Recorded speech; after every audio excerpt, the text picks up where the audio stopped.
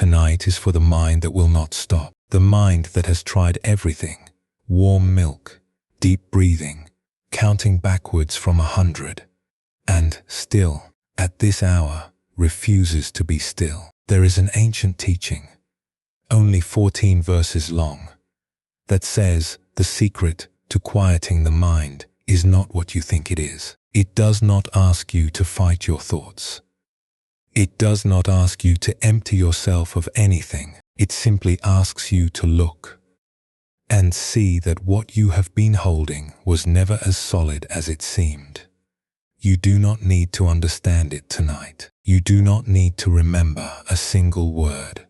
Just listen and let the stories carry you. Before we begin, I would love to know, where in the world are you listening from tonight? And what time is it where you are? Feel free to share in the comments. And if these quiet stories help you find rest, a like or a subscribe means the world to this small channel. It helps others who cannot sleep find their way here too. Now, let us settle in together. I remember a time, not so long ago, when sleep became a stranger. A small room, 7 floors above the street, and a world that had stopped moving. Every night, the mind would rehearse the same fears, not grand fears, not the kind you could name and fight, but the low, steady hum of not knowing what comes next. And every morning at 4, the only remedy was to sit on a narrow balcony, with the wind pulling at everything, holding a cup of hot tea as if it were the one solid thing left. I tell you this not because I have solved the problem of the restless mind. I tell you this because I know what it feels like to lie in the dark and wish, more than almost anything, that the thinking would just stop. These stories tonight are not lessons to memorize or rules to follow. They are simply invitations to rest. There is nothing you need to understand, nothing you need to remember, nothing you need to do differently tomorrow because of what you hear tonight. If you fall asleep in the middle of a sentence, that is not failure. That is the whole point. Tonight we will explore one of the shortest and most beloved teachings in all of Buddhist wisdom. A teaching so brief it can be spoken in under 2 minutes, yet so deep that scholars and monks have spent lifetimes sitting with it. It is called the Heart Sutra, and it has been chanted in monasteries and whispered in bedrooms and carried across mountains for over 1,000 years. Its central message is so simple it almost sounds like a riddle, that the things we hold on to are not as solid as they seem, and that this, far from being frightening, is the very thing that sets us free. You do not need to know anything about Buddhism to receive what it offers. You do not need to have meditated, or read any book, or believe anything in particular. The only thing you need is what you already have: this moment, this breath, and a willingness to listen. So settle in now. Let your body grow heavy. Let the pillow take the weight of your head. Take a slow, deep breath, not to change anything, but simply to arrive here. Let the day fall away like a coat slipping from your shoulders. You have carried enough today. You have done enough today. Thank you for joining us here at Moonlit Dharma. Let us begin with a woman who lived at the edge of a village where the nights were long and the mind was longer. Take a slow breath, let it out, and when you are ready, come with me to a small house where the frost has already begun to climb the windows and a single candle is burning on a kitchen table. She had been a school teacher for 37 years, the kind of teacher who remembered every student's name, not just for the year she taught them, but for all the years after. She could tell you which child had trouble reading, which one had trouble reading, which one ate lunch alone, Which one came to school in shoes that were too big because they had been an older brother's first? She retired in the spring, and by winter, the remembering had become a problem. It was not the big things that kept her awake. It was the small ones. A boy she had scolded too sharply one November afternoon in 1989. A girl who had asked for help with something. She could no longer remember what, and she had said, "Not now, maybe later." Later never came. These fragments arrived every night, like birds returning to the same tree. And no matter how many times she shooed them away, they settled again the moment she closed her eyes. Her house sat where the village began to thin into fields. It was small, 2 rooms downstairs, 1 room up, with a kitchen that smelled of dried rosemary and thyme because she hung the herbs from the ceiling beam the way her mother had. The bundles had been drying. So long they had faded from green to the color of old parchment. And when the wind came through the gap under the door, they swayed just slightly, releasing a scent so faint you would miss it if you were not paying attention. But she was always paying attention. That was the problem. The wooden table was older than she was, its surface scarred and softened by decades of hands and plates and elbows. There were rings from mugs that had been set down too hot, and a gouge near one corner where her husband, years ago, had tried to carve something and given up. She could not remember what he had been trying to make. She could not remember if she had asked. This too, the mind would add to its inventory. On nights when sleep would not come, she would sit at this table with a candle and a cup of tea that she reheated so many times it lost all flavor. And she would listen to the clock on the wall tick away the hours like a patient animal waiting for dawn. The candle threw shadows that moved the way thoughts move, without direction, without purpose, just restless shapes, looking for a wall to rest against. Outside, the frost crept further up the window in patterns that looked almost deliberate, almost meaningful, as if winter were writing a letter to no one in particular. And somewhere far off, at the edge of hearing, an owl called once and did not call again.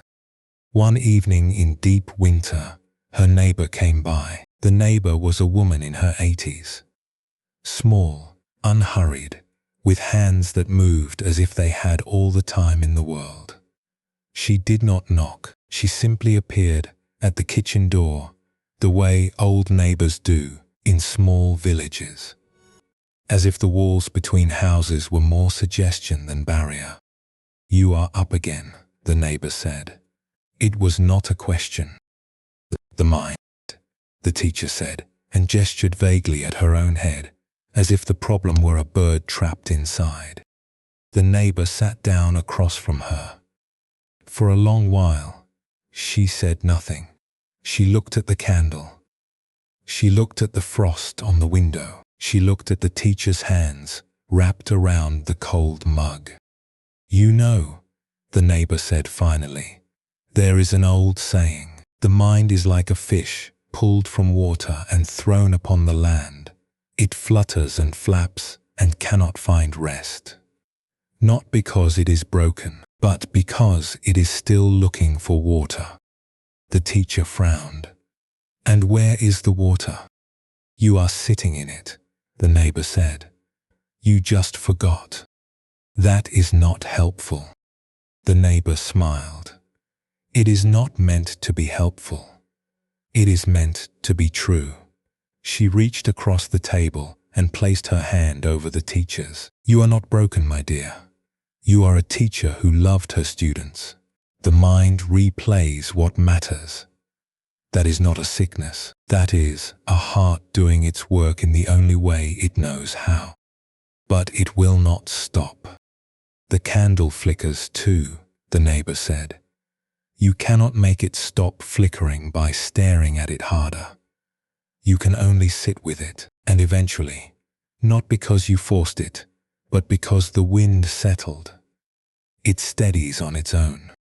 The neighbor left before midnight. She did not say goodbye.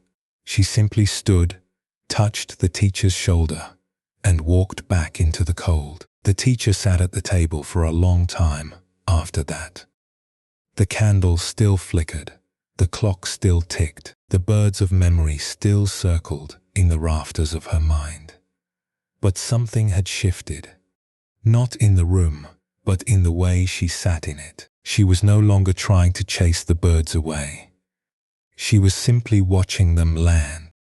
The last thing she noticed before her eyes grew heavy was the frost on the window, how it formed in patterns that looked almost like writing, as if the cold itself had something to say. She did not try to read it.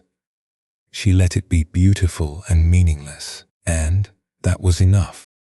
Tonight, if you are lying here with a mind that insists on reviewing the day, replaying conversations, rewriting what you said, rehearsing what you wish you had said, you are not broken. The mind that flutters is not a mind that has failed. It is a mind that cared deeply about something, and caring has a weight, and weight takes time to set down. The Buddha once observed that the flickering, fickle mind, difficult to guard, difficult to control, is not something to fight. The wise person, he said, works with it the way a fletcher works with an arrow, not by forcing, not by breaking, but by patient, gentle straightening. You are not here tonight to wrestle your thoughts into submission. You are here to let them land, one by one, like birds, settling in a tree at dusk. They will grow quiet on their own. They always do. The Buddha had a word for what the mind does on nights like this. He called it papancha. It does not translate neatly into English, but the closest meaning is this: not the thinking itself, but the thinking about thinking. The mind's habit of turning one small worry into 1,000. You think about what you said at dinner. Then you think about why you are still thinking about what you said at dinner. Then you think about the fact that you cannot stop thinking about what you said at dinner. And so the one thought becomes 3, and the 3 become 30, and the 30 fill the room like smoke from a fire that no one lit on purpose. Papancha is not a disease. It is simply what minds do when they are left alone in the dark, and knowing its name, even just hearing the word, is sometimes enough to loosen its grip. Not to stop the thinking, just to stop the thinking about the thinking. Now come with me to a different place, a workshop at the foot of a mountain, where autumn has turned the trees to rust and gold, and a man has spent 50 years listening to the sound of bronze. He was a bell maker, not the kind who poured bells in factories by the dozen, but the kind who made them one at a time, by hand, the way his father had and his father's father before him. He had learned the trade the way one learns a language spoken at home, not through instruction, but through immersion, through years of watching, and then years of doing, and then years of forgetting that there had ever been a difference between the two. His workshop was a single room with a dirt floor and a forge that burned charcoal from the mountain above. The charcoal came from pine, and the smoke it made was sweet and sharp at the same time, like something holy that had not yet decided whether to be pleasant. The walls were lined with bells in various stages of becoming, some still rough, still carrying the marks of the mold, others polished to a finish so fine you could see your face in the curve of the metal, though the face that looked back was always slightly warped slightly other. As if the bell were showing you a version of yourself you had not yet met. His hands were the color of the bronze he worked, dark, flecked with metal dust that had settled into the creases of his skin over the decades, the way silt settles into a riverbed. He could feel the temperature of the metal. Through his fingertips, he could hear, in the ring of a hammer strike, whether the alloy was right, whether the wall was too thick, whether the bell would sing or only shout. He had spent 50 years learning this language, and his body spoke it more fluently than his mouth had ever spoken any other. But lately something had changed. The bells still rang. The metal still responded to his hammer. The forge still glowed the same amber it had always glowed. Yet every bell he finished sounded wrong to him, not wrong in a way anyone else could hear. His customers were satisfied. His apprentice found nothing faulty.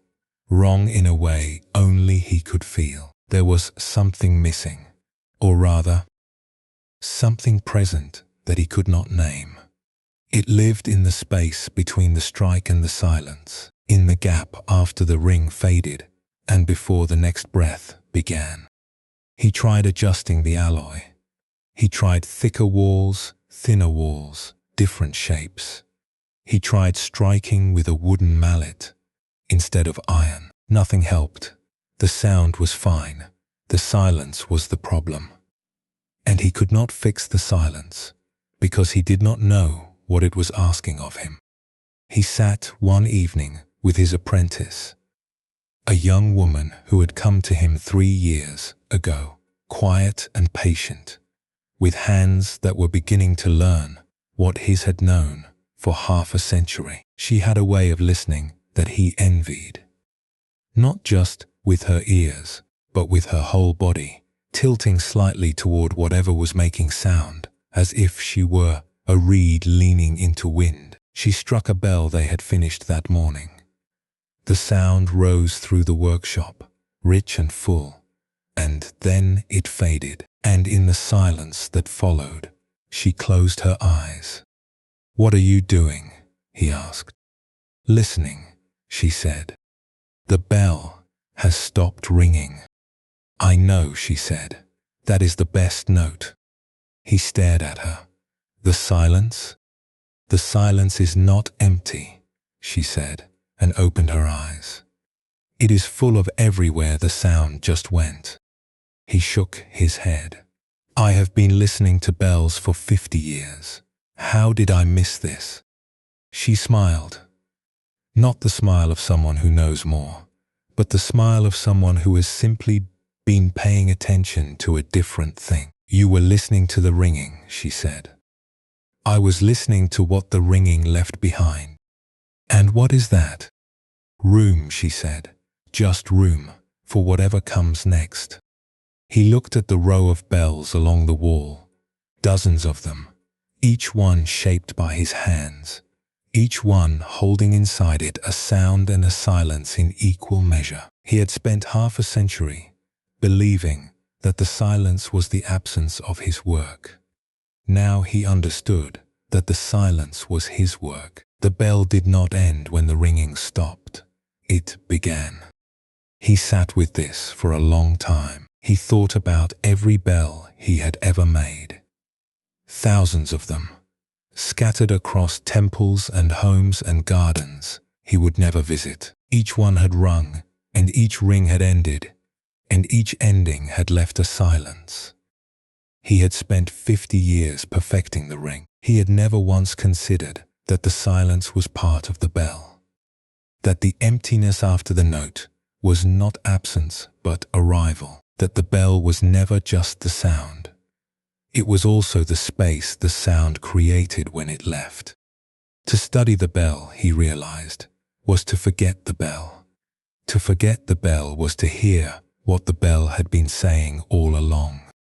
He did not strike another bell that evening. He sat in the workshop as the light drained from the sky, and the forge cooled to a dull red, and the mountain shadow crept across the floor like a slow tide. He listened, not to any sound in particular, but to the shape of the quiet, the way it held the room, the way it held him, the way it had always been there.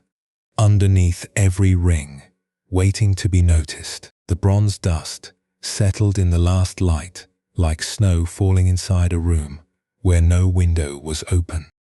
Let us step outside the workshop for a moment. The mountain air is cold and clean, and the stars are beginning to show above the ridge. You do not need to go far, just to the edge of the clearing, where the ground slopes down and a river runs through the valley below. There is a river not far from where you are lying tonight, or if not a river, then something like one. A road with occasional headlights, a hallway with a distant clock, a heating system that clicks and hums behind the walls, something that moves through the dark while you are trying to be still. Have you ever watched a river at night? Not in the daytime, when the current is obvious and the sunlight breaks it into 1,000 glittering pieces. But at night, when the world has gone quiet and the water has become a mirror for something larger than itself. The water moves. It is always moving. It cannot help but move. And yet the surface, in the moonlight, looks perfectly still. The reflection of the moon does not ripple. The trees along the bank do not waver. If you stood there long enough, you might begin to wonder which was real, the moon in the sky or the moon in the water. And the answer, of course, is that the question does not matter. Both are made of light. Both are made of looking. The stillness and the movement are not fighting each other. They are not even negotiating. They are simply the same water, doing what water does, moving and reflecting at once, without choosing between the two. A leaf falls from a branch overhanging the bank. It lands on the surface without sound, and the river carries it away without effort, and the moon's reflection closes behind it, as if the leaf had never been there at all. Nothing was lost. Nothing was gained. The river simply continued being a river. Your mind tonight is like that river. The thoughts move. They will keep moving. That is what thoughts do. It is not a flaw. It is a function. The way flowing is not a flaw of water, but its nature. And underneath the movement, if you listen without trying to hear anything in particular, there is a stillness that was never disturbed. Not because the thought stopped, but because the thought stopped, but because the stillness was never made of the kind of material that thoughts can touch. The old teacher at her kitchen table understood this, though she would have called it something else. The bell maker understood it too. In his hands, in the way a craftsman understands something before his mind catches up. And the river has understood it since before there were words for understanding. The mind that will not stop is not your enemy. It is not evidence of something wrong with you, or something missing, or something that needs to be fixed before you can rest. It is a bell still ringing from something that mattered. And what comes after the ringing, that wide, open silence, is not emptiness. It is the room the sound made when it left. Perhaps, right now, you notice a thought still hovering, a worry, a name, a half-finished sentence from today. You do not need to chase it or push it away. Just let it ring, and listen to what comes after. Not silence exactly, but something close, something soft, something like the space inside a bell after the last note has faded. Still warm, still shaped by what was there, but open now, open and quiet and asking nothing of you. That is what is waiting for you tonight. The way the workshop waits for the bell maker after he has gone to sleep. The way the river waits for the moon. The way your pillow has been waiting all day for the weight of your head. Let us rest here for a moment. Let the bellmaker sleep in his workshop, surrounded by the quiet shapes of bronze. Let the teacher sleep at her kitchen table, her cheek against the scarred wood, the candle burning down to a stub. Let the river continue its long, unhurried conversation with the moon. The night is still young, and there is more to explore together. Take a slow breath. Feel the weight of your body against whatever is holding you tonight. Notice what has already begun to soften since we started. A shoulder, a jaw, a thought that was circling and has now, perhaps, landed somewhere quieter. When you are ready, we will continue together. The next thing the Heart Sutra asks us to consider is even simpler and stranger. It asks, what happens when we realize that the thing we have been holding on to was never quite as solid as we thought? Take a slow breath, let it settle.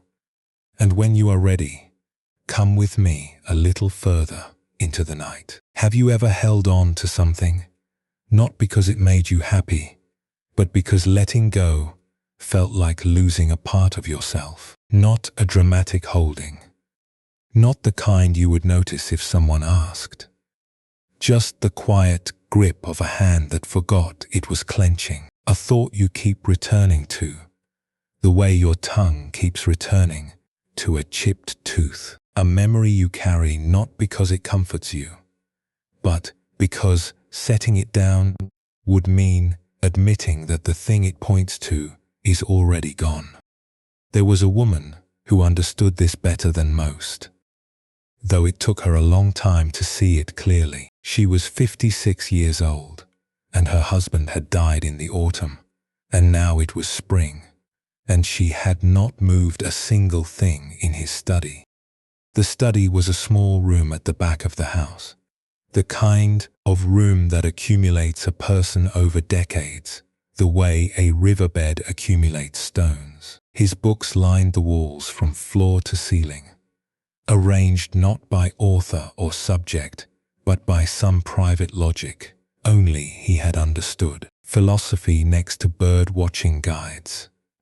A book about the history of bridges beside a collection of poems by someone she had never heard of. She had asked him once how he organized them, and he had said, "By the order in which they changed my mind," and she had laughed, and he had not, because he was serious. His desk was still covered with papers, notes in his handwriting, which was small and slanted to the right, as if every word were leaning towards something it could not quite reach. A coffee mug sat on a stack of journals, the ring of dried coffee still visible on the rim. His reading glasses rested on an open book, the lenses dusty now. The book still turned to a page he would never finish reading. The leather chair in the corner was worn smooth on the armrests, shaped by the weight and heat of his body over 25 years of sitting and reading, and occasionally falling asleep with a book open on his chest. The room smelled of him still, old paper and pipe tobacco, and the faint sweetness of leather conditioner he used to rub into the chair every winter. When she opened the door, in the mornings, which she did every morning, the smell would reach her like a hand extended from the past. She would stand in the doorway and breathe it in, and then close the door again. She did not sit in the chair. She did not touch the books. She did not move the coffee mug. To move anything would be to admit that the room was no longer his, and the room was still his. It had to be. Her friend came one afternoon in late April, a woman her own age, someone who had known them both for 30 years. They sat in the kitchen with tea, and the friend said nothing about the study for almost an hour. She talked about her garden. She talked about her daughter's wedding. She talked about a bird she had seen that morning that she could not identify. And then, without transition, she said. Have you been in the study today? I open the door every morning, but you do not go in. There is no reason to go in. Everything is where it should be. The friend set down her cup. My dear, she said, and her voice was gentle in the way that only decades of friendship allow. Are you keeping his things, or are his things keeping you? The woman did not answer. She looked at the kitchen window, where the spring light was doing something complicated with the new leaves on the tree outside, turning them into small green lanterns, each one lit from behind. I am afraid, she said finally, that if I move anything, he will be gone, really gone, not just dead, but gone. He is not in the books, the friend said. I know that. He is not in the chair. I know that too. Then, what are you holding on to? The shape of him, she said, the outline, the space where he was. The friend reached across the table and held her hand. The space where he was, she said quietly, is not in that room. It is in you, and no amount of moving books will change that.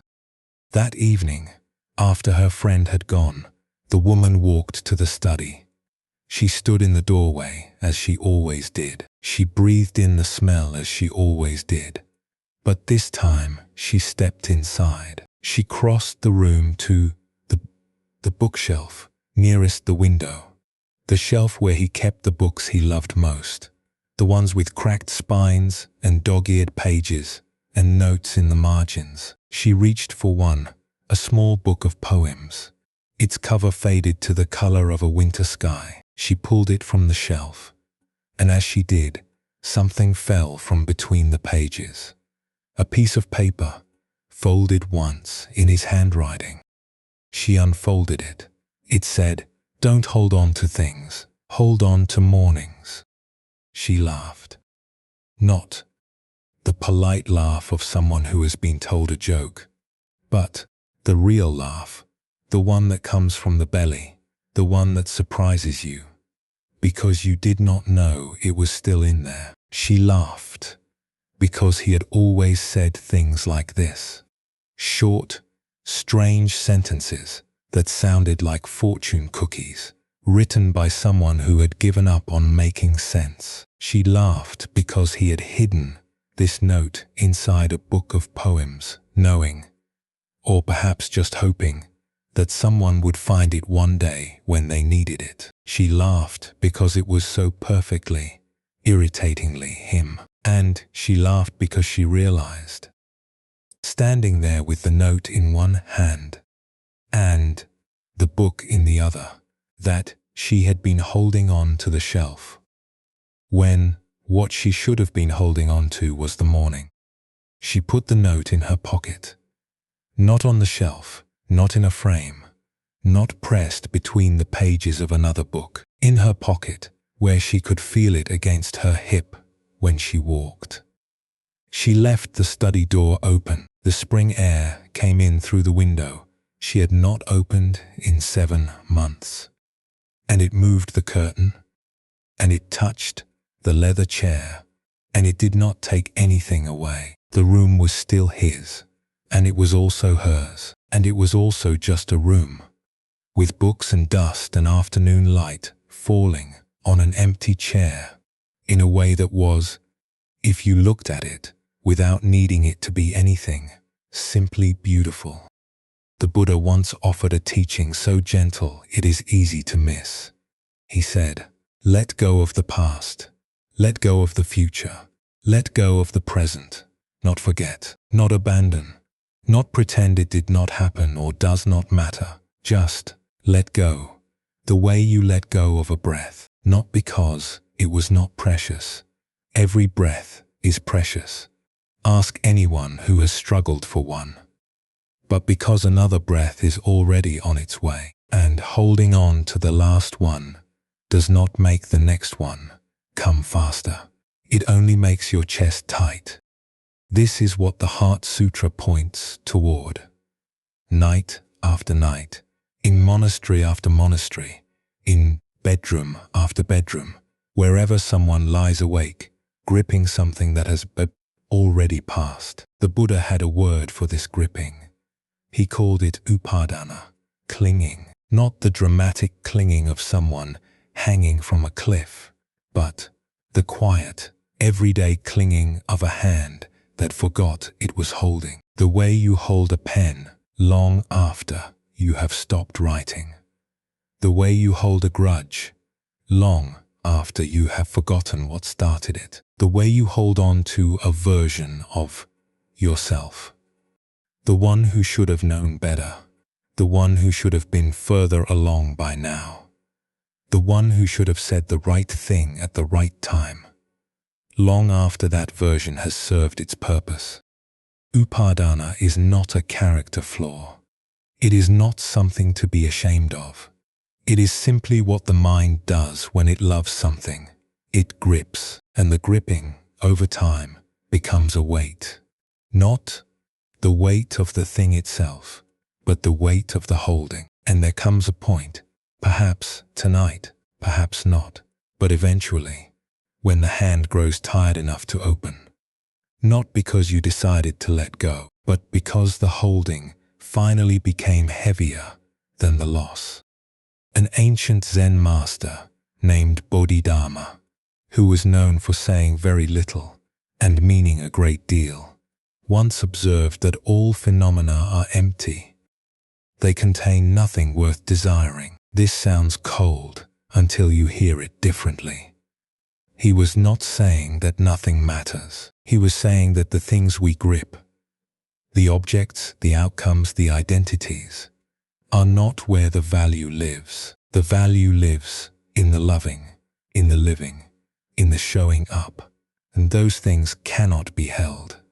They can only be done.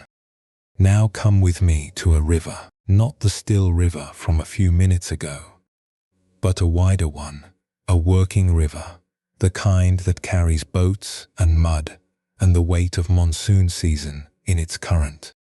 There was a ferryman who had worked this crossing for 40 years. His raft was made bamboo, lashed together with rope, that he replaced every season, though the bamboo itself was old, dark with water and use, smooth in the places where his feet had stood 10,000 times. The crossing was not long, perhaps 200 meters of open water, but the current was strong, especially in the weeks before the monsoon, when the river swelled with rain that had fallen somewhere upstream, in mountains he had never visited. He worked the raft with a long pole, pushing against the riverbed where it was shallow, reading the current where it was deep. His hands knew this pole the way a musician's hands know an instrument. Every groove, every grain, every place where the wood had been worn to silk by decades of grip. He could feel the river through the pole, its mood, its speed, its intention. He used to say that the river spoke to him, though he meant it as a joke.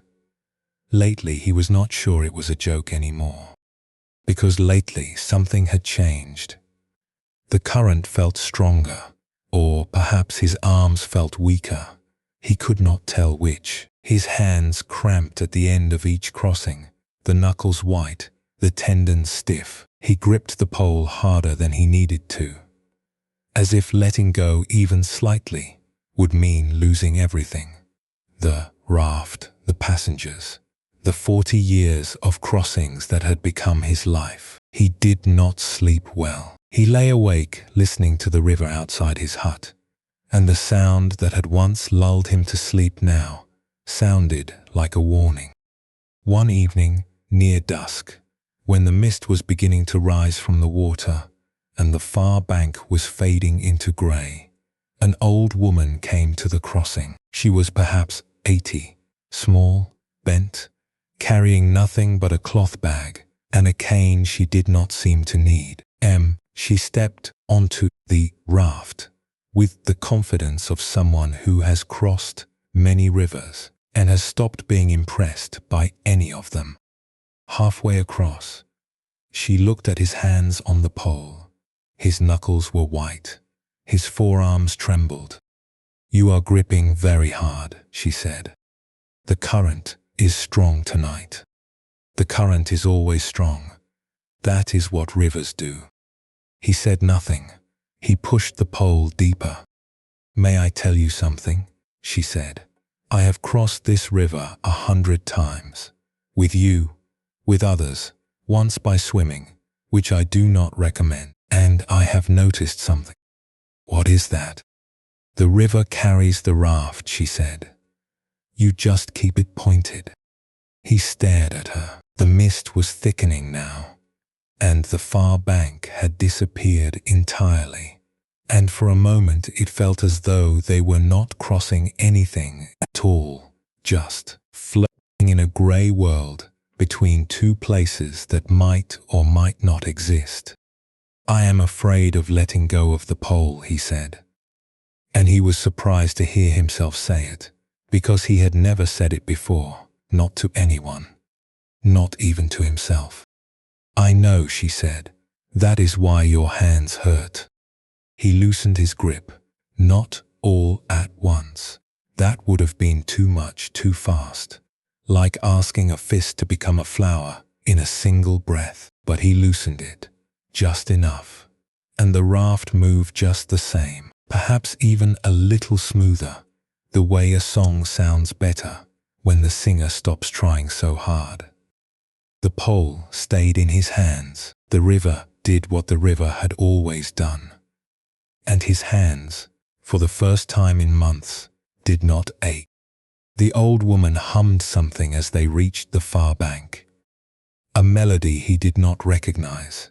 Something old and unhurried, like a lullaby for rivers. She stepped off the raft without looking back. He watched her disappear into the mist, the sound of her humming lingering a moment longer than her shape. And then that too was gone, and the ferryman stood on his raft in the quiet dark, the lantern swinging gently on its pole, the water lapping the bamboo, the rope creaking, and he realized that for the first time in 40 years, he was not holding the river. He was just standing in it. There is an old Zen story, so old that no one remembers who first told it, about a student who came to a master with a question. "Does emptiness exist?" the student asked. The master said nothing. Instead, he picked up a teapot and began to pour tea into the student's cup. He poured until the cup was full, and then he kept pouring. The tea spilled over the rim, onto the table, onto the student's lap. "Stop," the student said. "The cup is overflowing." The master set down the teapot. "You are like this cup," he said, "full of your own ideas, your own conclusions, your own grip on what you think you know. Stop holding the cup so tightly, and there will be room." The student looked down at his hands. He was holding the cup so tightly, his fingers had gone white. "Tonight, if you are lying here, and you are, I can feel it in the rhythm of your breathing, in the way your body has begun to settle into whatever surface is holding you. I wonder what you are gripping, not with your hands perhaps, but with your mind, the plan you keep revising, the apology you keep rehearsing, the version of tomorrow that you have already built and furnished and worried about, even though tomorrow has not arrived and may look nothing like the room you have prepared for it. You might notice your hands right now, wherever they are, resting on your chest, tucked under a pillow, lying at your sides. Notice whether they are open or closed. Not to change them, just to notice. Because the hands often know what the mind will not admit. And if they are clenched, even a little, even in a way you did not notice until this moment, you might let them soften, not because I am asking you to, but because they have been holding long enough. And perhaps, like the ferryman, you will find that the thing you were gripping does not need you to hold it. It was never going to fall. There is a poem by the old Zen monk Ryokan, a man who owned almost nothing and seemed to need even less, in which he writes, "When all thoughts are exhausted, I slip into the woods and gather a pile of shepherd's purse." It is such a quiet image, not a conquering, not a breakthrough, just a man who stopped thinking, walked outside, and picked some weeds. And that was enough. That was the whole enlightenment. Not a flash of light, but a pile of shepherd's purse. Not a revelation, but a walk in the woods when the mind finally ran out of things to say. When you are ready, we will continue together. Take a slow breath. Let it go, not because it was not good, but because another one is waiting. There is something heavier than clinging that we have not yet spoken of tonight. It is the weight of all the things we believe should have been different. The conversations we wish we had handled with more grace. The choices we wish we could unmake. The quiet, heavy courtroom the mind builds at 2 in the morning, where you are always both the defendant and the judge. We will go there next, but gently, and together, take a slow breath, let it go. And when you are ready, come with me to a place you already know. Though you may not recognize it at first, there is a courtroom the mind builds at 2 in the morning. You know the one. It assembles itself out of nothing. No bricks, no mortar, just memory and regret, and the particular cruelty of hindsight. You are always the defendant. You are always the prosecutor. You are always the judge, and the verdict, somehow, is always the same. There was a woman who knew this courtroom well. She was 58, and her daughter lived 3 time zones away. And tonight, like most nights, the phone on the kitchen table had not rung. It was not that her daughter did not love her. She knew this, the way you know the sun is there on a cloudy day. By inference, by memory, by the stubborn refusal to believe otherwise. Her daughter called every Sunday, and the calls were warm, and they ended with "I love you, Mom." And the woman believed it every time, but the other 6 nights. The nights when the phone sat dark and quiet on the table like a small black stone. Those were the nights the courtroom opened. The kitchen was too bright. She kept meaning to change the overhead light to something softer, but she never did. And now, the fluorescent glare made everything look slightly clinical, slightly exposed, as if the room itself were under examination. The tile floor was cold under her bare feet. She had forgotten her slippers again, or rather she had not bothered, because who was there to notice? The mug in her hands was warm though. Chamomile, no honey tonight. The steam curled upward and disappeared into the too bright light. Rain tapped against the kitchen window in an uneven rhythm, like fingers drumming on a desk. Patient, persistent, not quite random. The faint smell of dishwashing soap lingered from the dinner dishes she had washed an hour ago. A clean smell that somehow made the silence feel more pronounced, as if the room had been scrubbed of everything except her and her thoughts. On the refrigerator, held by a magnet shaped like a sunflower, was a photograph of her daughter at age 12, gap-toothed, sunburned, holding a fish she had caught at the lake. The woman could not look at it tonight. Not because it was painful, but because it was proof of a time when she had been enough. And the contrast between that time and this kitchen, this silence, this phone that did not ring, that was where the courtroom found its evidence. The courtroom began, as it always did, with the small exhibits. The time she had raised her voice at a school play. Not even a shout. Just a sharp word, spoken too quickly. Something about a lost shoe. And her daughter, who was 7, had looked at her with an expression that was not fear, but something worse. Surprise. The surprise of discovering that the person you trust most in the world can be unkind. That exhibit never left the rotation. Then, the birthday she had missed. Not missed entirely. She had called. She had sent a gift.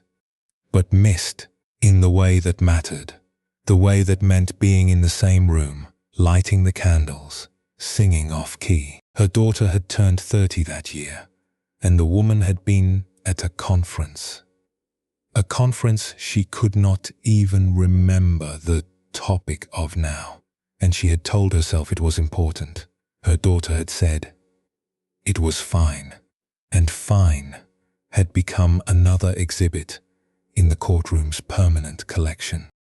And then the wedding, the thing she said at the wedding. She could still feel the words in her mouth, could still taste their shape.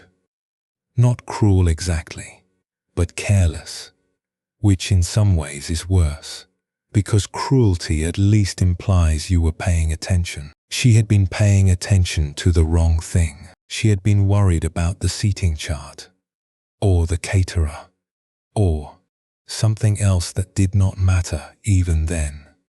And she had said something to her daughter. She could not even remember the exact words now, just the feeling of them, the weight. And her daughter's face had done that thing it had done at 7. Surprise, the surprise of rediscovery. Oh, you can still be unkind. The woman set down her mug. The rain continued its patient tapping. She reached for a pen and a piece of paper. Not because she planned to, but because her hands seemed to need something to do that was not holding a mug and replaying the past. She began to write. Not a letter, exactly. Not an apology. Something in between. The kind of writing that happens when the mind is too full and the mouth is not enough. She wrote to her daughter, though she knew she would never send it. She wrote about the school play, and the birthday, and the wedding. She wrote about the fluorescent light, and the cold tile floor, and the phone that did not ring on 6 of 7 nights. She wrote about the courtroom, how it convened without her permission, how the evidence was always the same, how the verdict never changed. And then something shifted. Halfway through a sentence, she was writing about the birthday again. The one she missed. She stopped. She looked at what she had written. Page after page of small, careful handwriting. Each word an accusation. Each paragraph a closing argument. And she realized, with a clarity that felt almost physical, like a window opening in a room that had been sealed shut. The courtroom was not built by failure. It was built by love. Every exhibit was something that mattered. Every piece of evidence was proof, not that she had been a bad mother, but that she had cared so deeply that even the smallest misstep left a mark. The courtroom was not punishing her. It was showing her, night after night, the shape of her own devotion. She folded the letter. She opened a drawer, the one where she kept stamps and old receipts and a birthday card from 2 years ago. And she placed the letter inside, not to hide it, just to let it rest. The way you set down a heavy bag after a long walk, not because the bag was bad, but because your arms are tired and the walk is over. The rain was softer now, or maybe she was listening differently. The kitchen light was still too bright, but it no longer felt clinical. It just felt like light, doing what light does, which is illuminate without judgment. The pen lay on the table. The mug had gone cold, and somewhere, 3 time zones away, her daughter was sleeping. or reading, or looking at her own phone and thinking about calling, or not thinking about calling, and both of those were fine. Both of those were love too. Tonight, if there is a courtroom running in the back of your mind, not the dramatic kind, not the kind with gavels and lawyers, but the quiet kind, the kind that operates on a loop, presenting the same evidence to the same judge who has already decided. I want you to know something. The courtroom is not evidence of your failure. It is evidence of your care. Only someone who loved deeply could build such a thorough case against themselves. Only someone who wanted to do better could remember so precisely all the ways they fell short. The Buddha once said, and he said it gently, the way you would say it to a friend who has been too hard on themselves for too long. Do not dwell in the past. Do not dream of the future. Concentrate the mind on the present moment. He did not say forget the past. He did not say the past does not matter. He said do not dwell there. Do not build a house in it. Do not furnish the rooms and move in and pay rent on a place that no longer exists. Visit, if you must, but come back. Come back to this breath, this night, this pillow under your head. The Buddha had a word for what the mind does in that courtroom. He called it kukuka. It is a Pali word that sounds almost like what it describes. The restless, repetitive churning of a mind that will not stop reviewing what has already happened. Not guilt, exactly. Kukuka is lighter than guilt and heavier than worry. It is the mind's refusal to set down what it has already carried far enough. The letter you have already written, the apology you have already made, or the one you know you cannot make because the person is gone or the moment has passed. Kukuka does not want resolution. It wants repetition. And knowing its name, hearing it spoken here in the dark, is sometimes enough to say, ah, that is what you are. You are not the truth. You are just a pattern. And patterns, unlike truths, can be gently interrupted. Now come with me somewhere different. Out of the kitchen, out of the house, out into the last light of a day that is almost done, to a quarry at the edge of a town where a man has spent his life cutting stone. He was 70 years old, and his hands looked like the stones he had spent his life shaping. Rough, cracked, the knuckles swollen, the fingernails permanently lined with dust that no amount of washing could remove. He had been a stonecutter since he was 16, when his father had put a chisel in his hand and said, hit it here, and he had hit it there, and the stone had split along a line so clean it looked like it had been waiting to be divided. He had felt something in that moment, not pride, exactly, but recognition, as if the stone had known him before he knew it. The quarry was a wide bowl cut into a hillside, its walls rising in layers of grey and amber and a pink so pale it was almost white. At this hour, the last hour before sunset, the light did something to the stone that no other light could do. It turned the dust in the air to gold. It found the veins of quartz in the granite and made them glow. It cast shadows so long and so sharp that the quarry walls looked like the pages of a book written in a language made entirely of angles. The smell was mineral and iron, and the faint dampness of earth that had been cut open and left to breathe. Underfoot, the gravel crunched with each step, a sound so familiar to him that silence, by comparison, felt unfinished. Every stone he had ever cut had a flaw. This was not an exaggeration or a complaint.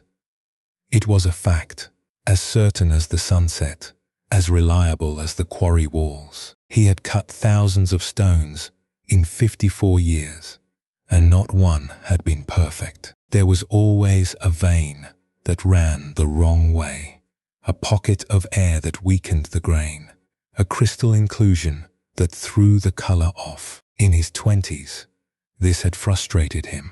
In his 40s, he had accepted it. But now, at 70, looking at the rows of imperfect stones, lining the quarry floor like headstones in a graveyard for unfinished things, he wondered if his entire life had been spent trying to do something that could not be done. If perfection was not a goal but a trick, a horizon that moves as you walk toward it, always the same distance away. His grandson came to visit. On a Sunday afternoon, a boy of 10, with dirty knees and a way of asking questions that made simple things suddenly complicated. The boy walked along the row of stones, running his fingers over the surfaces the way a blind person reads. He stopped at one, a slab of granite with a crack running through it diagonally, a flaw so obvious the stonecutter had moved it to the discard pile weeks ago. "What happened to this one?" the boy asked. It cracked. During cutting, the grain was wrong. The boy traced the crack with his finger. "It looks like a river," he said. "It is not a river, it is a flaw. It looks like a river going somewhere." The boy looked up at him. "These are the best part," he said. "The cracks. They make every stone different." The stone cutter looked at the stone. He had looked at it 100 times before, and every time he had seen failure. The chisel placed wrong, the angle misjudged, the grain misread. But the boy was seeing something else. The boy was seeing the crack not as evidence of what went wrong, but as evidence of what happened. Not a flaw, but a history. Not a mistake, but a signature. The unique, unrepeatable mark left by the meeting of this particular chisel and this particular stone on this particular afternoon in a life that would never come again. Dogen, the old Zen master who spent his life studying the relationship between effort and letting go, once wrote that our lives are as brief as a flash of lightning, momentary and vain, lost in an instant. But he did not mean this as despair. He meant it as permission. If the flash is brief, then every mark it leaves, every crack, every flaw, every imperfect stone is not a failure. It is a miracle. The miracle that anything was made at all in the time that was given. The stonecutter knelt beside his grandson. He placed his own hand on the stone. The same hand that had held a chisel since he was 16. The same hand that had cut and shaped and discarded and tried again for more than half a century. He felt the crack under his palm. It was cool and rough and real, and for the first time, he did not wish it were not there. The sunset finished while the boy was still tracing cracks. The amber light drained from the quarry walls, like water receding from a shore, and the stones, which had been warm and gold a moment ago, turned cool and silver under the first stars. The stone cutter put his hand on his grandson's shoulder, not to guide him, but to steady himself, because something had shifted in his chest, and he needed a moment to let it settle. He looked at the row of imperfect stones. He looked at his imperfect hands, and for the first time in 54 years, the word that came to mind was not flaw. It was enough. There is an old story. You may have heard it before, and that is fine, because some stories are meant to be heard more than once, the way some songs are meant to be sung until the words stop being words and become breath. A woman carried 2 clay pots on a pole across her shoulders, walking each day from the river to her home. One pot was perfect, smooth, sealed. It arrived every day full to the brim. The other had a crack running down its side. And by the time she reached home, it was only half full. This went on for years. One day the cracked pot spoke. "I am ashamed," it said. "Every day I lose half of what you give me. I am not good enough." The woman smiled. "Look at the path," she said. And the cracked pot looked, and on its side of the path, only on its side, flowers had grown, wild and bright and abundant, watered every day by the slow, steady leak the pot had believed was its greatest failure. "You have been watering them all along," the woman said. "Every crack, every drop, every single day." The cracked pot looked at the flowers, purple and yellow, and a shade of orange that does not have a name. And for the first time, the crack did not feel like a wound. It felt like a door, a narrow, imperfect door, through which something beautiful had been quietly escaping all along. The cracks are not where you failed. They are where something unexpected grew. The mistake you made last Tuesday, that you have replayed 40 times since. It is a crack, and you do not yet know what will grow from it. The conversation you handled badly, it is a crack, and the person on the other side of that conversation is not keeping score the way your mind is keeping score. They have their own cracks, their own courtrooms, their own 2 a.m. inventories. Perhaps your shoulders have tightened without you noticing, the way shoulders do when the mind is carrying something the body cannot set down. Let them drop, just a fraction.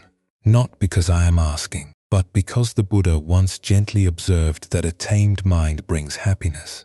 And taming does not mean punishing. It does not mean dragging the mind to court every night and demanding perfection. It means sitting with it the way the woman sat with the cracked pot, seeing the flaw and watering the flowers anyway.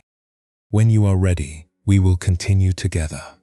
Take a slow breath. Let the courtroom close for tonight.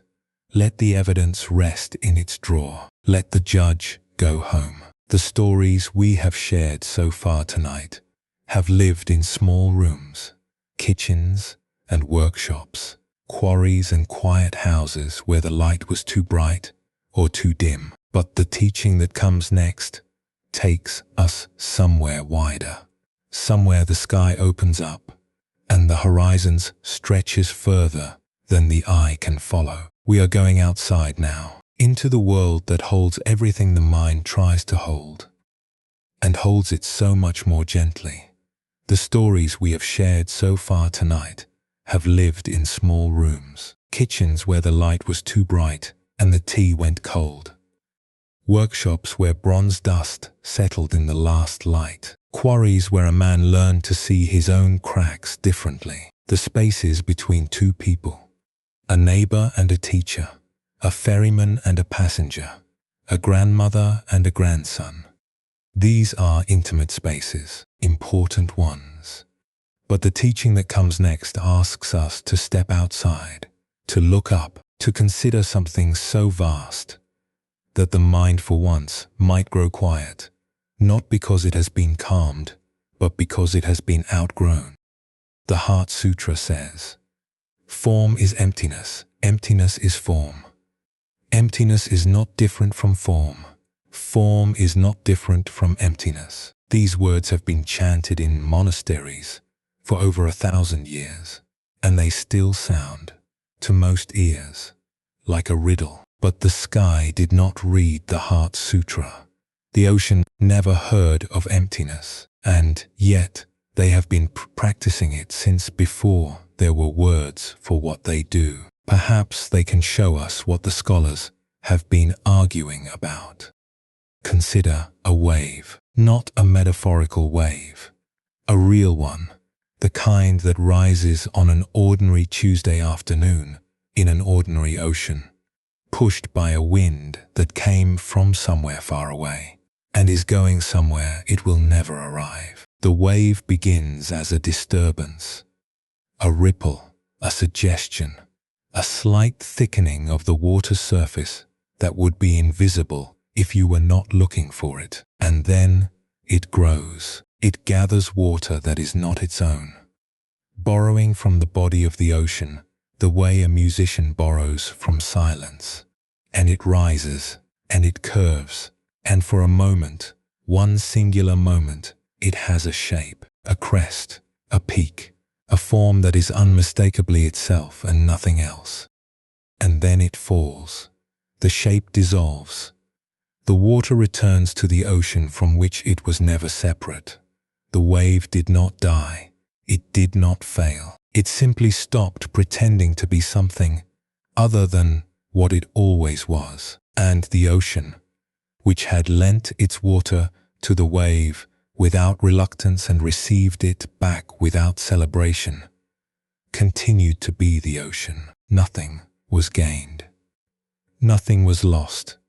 A shape appeared and disappeared, and the water did not notice, because the water had never been the shape. It had only been passing through.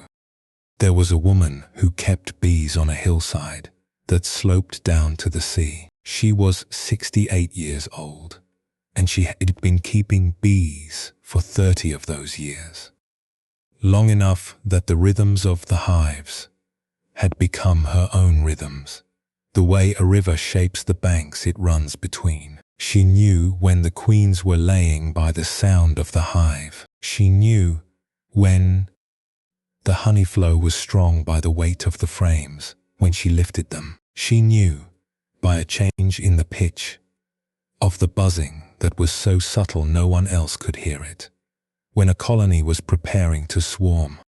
Her hives sat in 2 rows at the top of the hill, facing the ocean. The wooden boxes were weathered to a silver grey that matched the fog, which came most mornings like a slow tide rolling up from the water, thick and cool and tasting of salt when you breathed it in. On clear days, you could see the horizon line where the grey of the sea met the grey of the sky, though most days the two were indistinguishable, as if the world simply dissolved at a certain distance, and whatever lay beyond was not hidden, but simply had not yet decided to exist.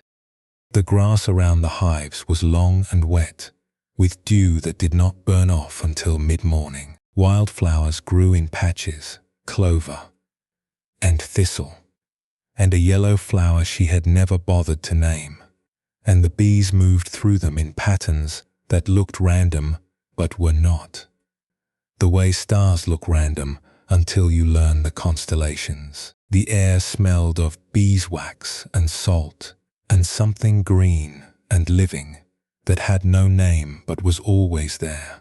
Underneath everything, like a note held so long, it becomes the silence. This year something was wrong. The hives had produced almost no honey. Frame after frame came up, light, the comb half-built, the cells empty, the wax thin and pale, as if the bees had started something and then thought better of it. She had checked for disease. She had checked for mites. She had tested the queens and inspected the brood and done everything the books said to do. And the books had nothing left to offer. The bees were healthy. The bees were active. The bees were simply not making honey.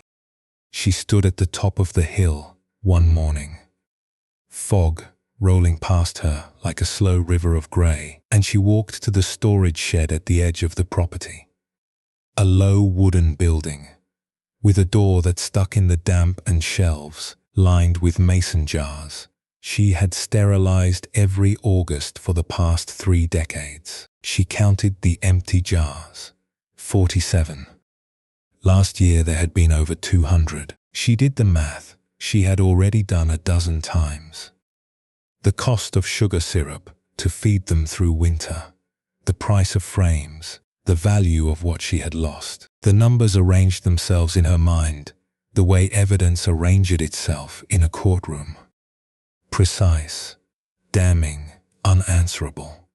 The hives were failing. She was failing. Something had to be done. But then she opened a hive, not to inspect. She had already inspected every frame twice this month. She opened it to look, just to look, and what she saw was not failure. The bees had built new comb, not in the frames where she expected it, but in the spaces between frames, in the gaps and margins, and overlooked corners of the hive box. The comb was shaped differently than any she had seen in 30 years of keeping. Curved where it should have been straight, thick where it should have been thin, following a geometry that belonged to no textbook she had ever read. And the cells were not empty. They were full, not of honey, but of pollen, different pollen. Pollen from flowers she did not recognize, from plants that must have bloomed somewhere she had not looked, somewhere beyond the thistle and the clover. In a corner of the hillside she had stopped visiting years ago, because there was nothing there. The bees had not stopped working. They had changed direction. The wild flowers had shifted with the season. Some drought, some wind pattern, some invisible rearrangement of the soil's chemistry. And the bees had followed, not stubbornly, not with the grim determination of a creature fighting against change, but fluidly, easily, the way water follows gravity. Her loss, the missing honey, the empty jars, the numbers that did not add up, was their innovation. What she had been counting as absence was, from the bee's perspective, a new beginning. The form had changed, the life in it had not. Dogen, the old Zen master, once wrote that emptiness is bound to bloom, like hundreds of grasses blossoming. He was not being poetical, he was being precise. Emptiness does not mean nothing is there. It means nothing is stuck. The honey was not stuck in the old frames. The bees were not stuck in the old pattern. The wildflowers were not stuck in last year's soil. Everything moved. Everything adapted. Everything bloomed in a direction no one predicted. Because emptiness, true emptiness, the kind the Heart Sutra points to, is not a void. It is a door that swings both ways, letting old forms out and new ones in, without asking permission from anyone. She closed the hive. She did not count the jars again. She walked to the edge of the hill and stood in the fog, which was beginning to lift now. The first shafts of sunlight cutting through like gold threads in grey cloth. Below her, the ocean moved the way it always moved, waves forming and dissolving, each one unique and each one made of the same water. She watched a single wave rise near the shore, hold its shape for a moment against the morning light, and then fold back into the body that had given it form. Nothing was lost. She was sure of that now. Something had simply changed shape, and the new shape was already building something she could not yet see. Form is emptiness. Emptiness is form. The Heart Sutra says this, not as a philosophical argument, but as a description of what is already happening, everywhere, always, in the ocean, and in the hive, and in the clouds, and in the body, lying in bed, listening to these words. Nothing you see has a permanent shape. Nothing you hold has a fixed weight. The worry that feels so solid tonight, so heavy, so certain, so real, is a wave. It will rise, it will crest, it will return to the water it was made of. Not because you forced it, not because you fought it, but because that is what waves do. And the water does not mourn the wave. It simply becomes available for the next one. The Buddha had a word for this, sunyata. In Sanskrit they say shunyata, emptiness. But the word does more harm than good if you hear it as nothingness. as if the teaching was saying that nothing matters, that everything is a void, that you might as well stop caring. That is not what it means. Sunyata means the absence of a fixed, separate, unchanging self in anything. The wave is real. You can feel it. You can swim in it. You can be knocked down by it. But the wave is also the ocean. It was never separate. It was never permanent. And its impermanence is not a tragedy. It is the very thing that allows it to move, to crest, to catch the light, to return. If the wave were permanent, it would be ice. Beautiful, perhaps, but frozen, unable to carry anything anywhere. Now come with me higher, up the hillside, past the hives, past the fog line, up to where the rock breaks through the grass. And the air thins and the wind carries nothing but itself. There is a ridge at the top of this mountain where someone has been sitting for a very long time. No one in the valley below knew exactly how old the monk was. 80 perhaps, perhaps more. They had lived on this ridge for as long as anyone could remember. Arriving one summer with nothing but a robe and a bowl and a quietness that preceded them the way a shadow precedes a person walking toward the sun. They did not teach. They did not preach. They did not come down to the village, except once a month for rice. And even then, they spoke so little that the villagers began to wonder if they had taken a vow of silence or simply run out of things to say. The ridge was bare, just rock and lichen, and a few stunted bushes that grew sideways in the wind. From here, you could see the entire valley, and beyond the valley, the ocean, and beyond the ocean, the place where the sky began. The monk sat on a flat stone that had been worn smooth by weather and by sitting. A shallow depression in the center, where their weight had rested through 10,000 sunsets. The stone had been warmed by the afternoon sun and was now beginning to cool as the light shifted. Their robe was the color of saffron that has been washed 1,000 times, pale, thin, almost translucent in certain light, as if the fabric was slowly becoming air.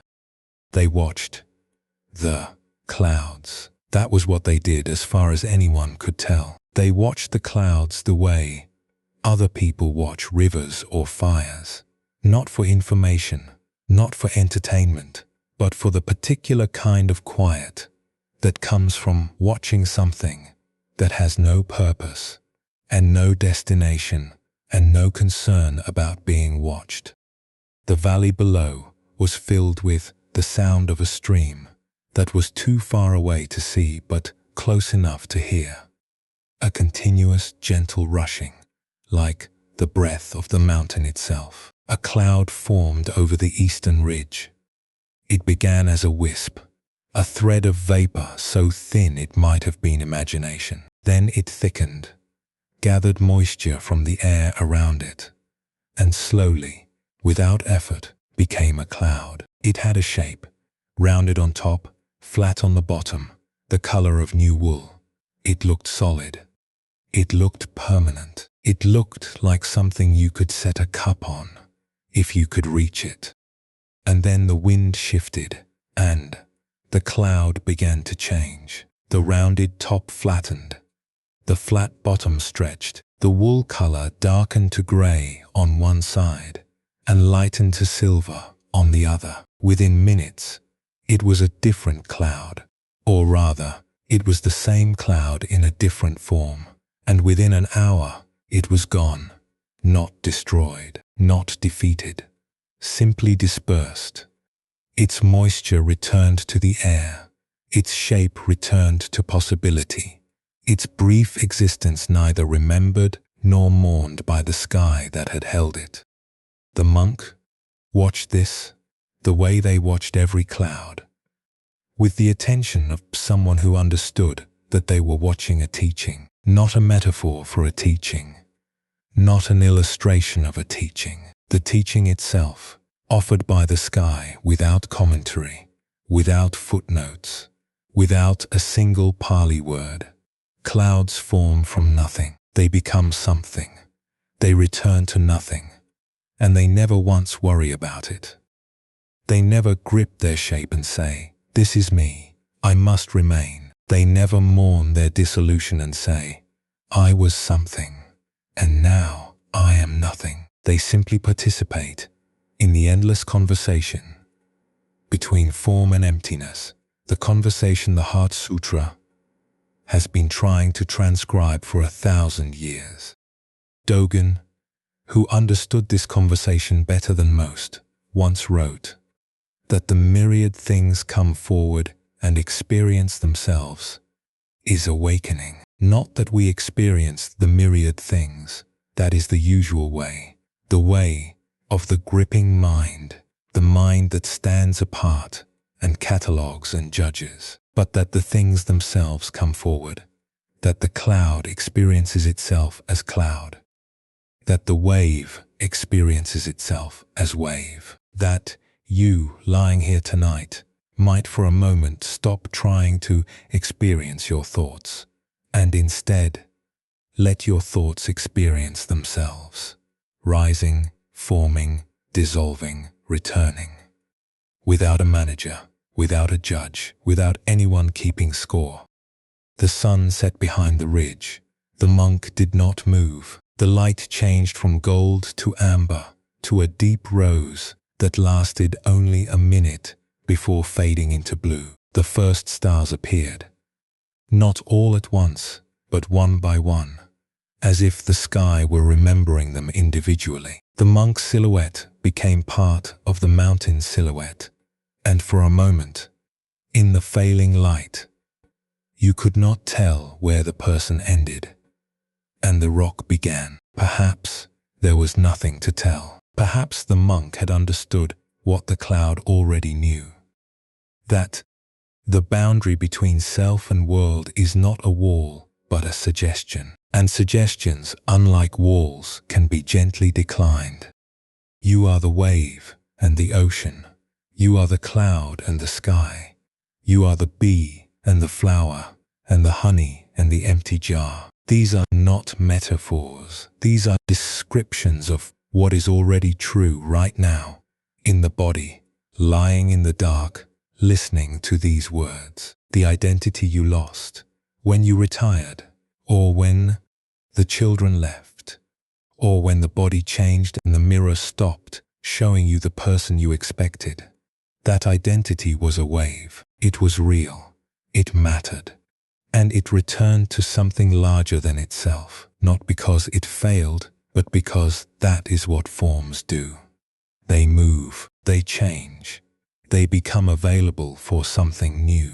An old Zen master named Bodhidharma once said, with the particular bluntness that Zen masters are known for, "To seek is to suffer. To seek nothing is bliss." He was not saying give up. He was saying stop looking for a fixed point in a world that flows. The bliss he spoke of is not happiness. It is the relief of no longer fighting the current. Notice your breathing right now. You did not start it. You will not stop it. It breathes you the way the ocean waves. Not because you decided, not because you tried, but because that is what bodies do. When minds finally stop giving instructions, your breath is form. And when it leaves your lungs, it becomes emptiness. And when it returns, it becomes form again. You are already practicing the Heart Sutra. You have been practicing it since the moment you were born. The teaching is not something to learn. It is something to notice. When you are ready, we will continue together. Take a slow breath. Let it come and go without holding either end. There is a second half to this teaching, and it changes everything. We have seen that form is emptiness, that the wave returns to the ocean, that the cloud returns to the sky, that the honey finds a new shape. But the Heart Sutra does not stop there. It says something else, something that reverses the whole equation. Emptiness is form. The void is not empty. The space is not vacant. Something is always becoming. And what that something is, we will discover together in a quieter room with a simpler story. There is a particular kind of tiredness that comes not from doing too much, but from holding too tightly to the belief that everything depends on you. It is not the tiredness of muscles. It is the tiredness of vigilance, of a mind that has appointed itself the watchman of every outcome, the guardian of every plan, the keeper of every light. If you know this tiredness, then you already know what this next story is about. And if you do not, if your tiredness tonight is simpler, quieter, just the ordinary weight of a day that went on too long, then let this story be a lullaby and nothing more. There was a man who kept a lighthouse on a small island 7 miles off the coast. He had been the keeper for 22 years, long enough that the rhythm of the light had become the rhythm of his own breathing. 4 seconds on, 4 seconds off, 4 seconds on, 4 seconds off. He could feel the rotation in his chest, even when he was not in the tower, even when he was sleeping, even when he was sitting on the rocks at the island's edge, watching the sea do what the sea does, which is everything and nothing at the same time. The island was barely an island, more a suggestion of land, a place where the rock had refused to go under. It was perhaps 200 meters at its rockus at its widest point, covered in coarse grass that turned brown in summer and green in winter, which was the opposite of what grass did on the mainland, as if the island had its own private arrangement with the seasons. Seabirds nested in the cliffs on the western side, gannets and guillemots, and a single pair of oyster-catchers that returned every spring to the same ledge, as faithful as monks to a monastery. The air tasted of salt and rust, and something mineral that had no name, but was the smell of rock being slowly, patiently dissolved by the sea. The lighthouse itself was painted white, though the white had yellowed over the decades to the color of old bone. The light at the top was a Fresnel lens, a beautiful, complicated thing made of concentric glass rings that bent the light from a single bulb into a beam visible for 14 miles. He had cleaned this lens every morning for 22 years, polishing each ring with a cloth until the glass was so clear it seemed to disappear, leaving nothing but the light itself hanging in the air like a thought that had forgotten it needed a thinker. One November, a storm came, not the ordinary kind. The island got those every week, and they were almost companionable. The way a difficult neighbor becomes familiar. This was different. This was the kind of storm that makes the word storm feel inadequate, the kind that turns the sea vertical and the sky horizontal and rearranges everything in between. The wind came from the northeast, and it did not stop for 3 days. The waves hit the base of the lighthouse like fists. The windows in the tower shook in their frames, and the sound they made was not rattling but singing, a high, thin note that reminded him of something he could not place.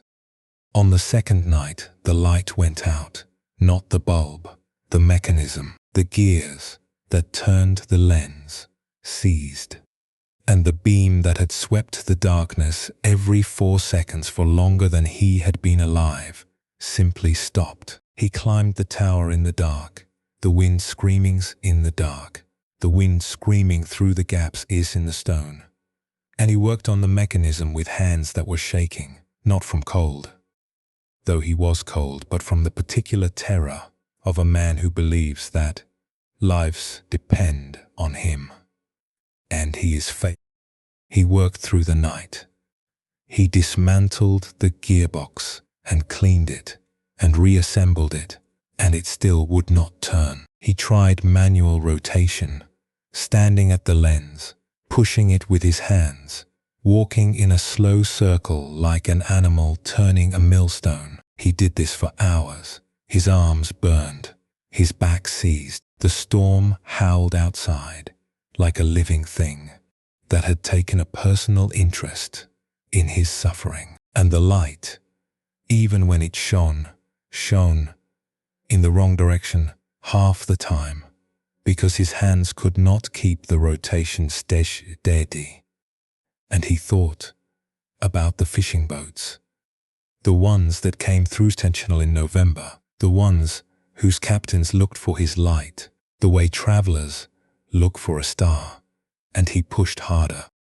By dawn, his hands were raw. The storm was beginning to thin, not ending, but exhausting itself, the way all things exhaust themselves when they have burned long enough. He climbed down from the tower and stood on the rocks at the island's edge, and the first thing he saw was the fishing fleet coming in. 4 boats, their hulls dark against the grey morning water, their lights small and steady, moving through the channel in a line as calm and deliberate as a procession. They had made it, all of them, without his light.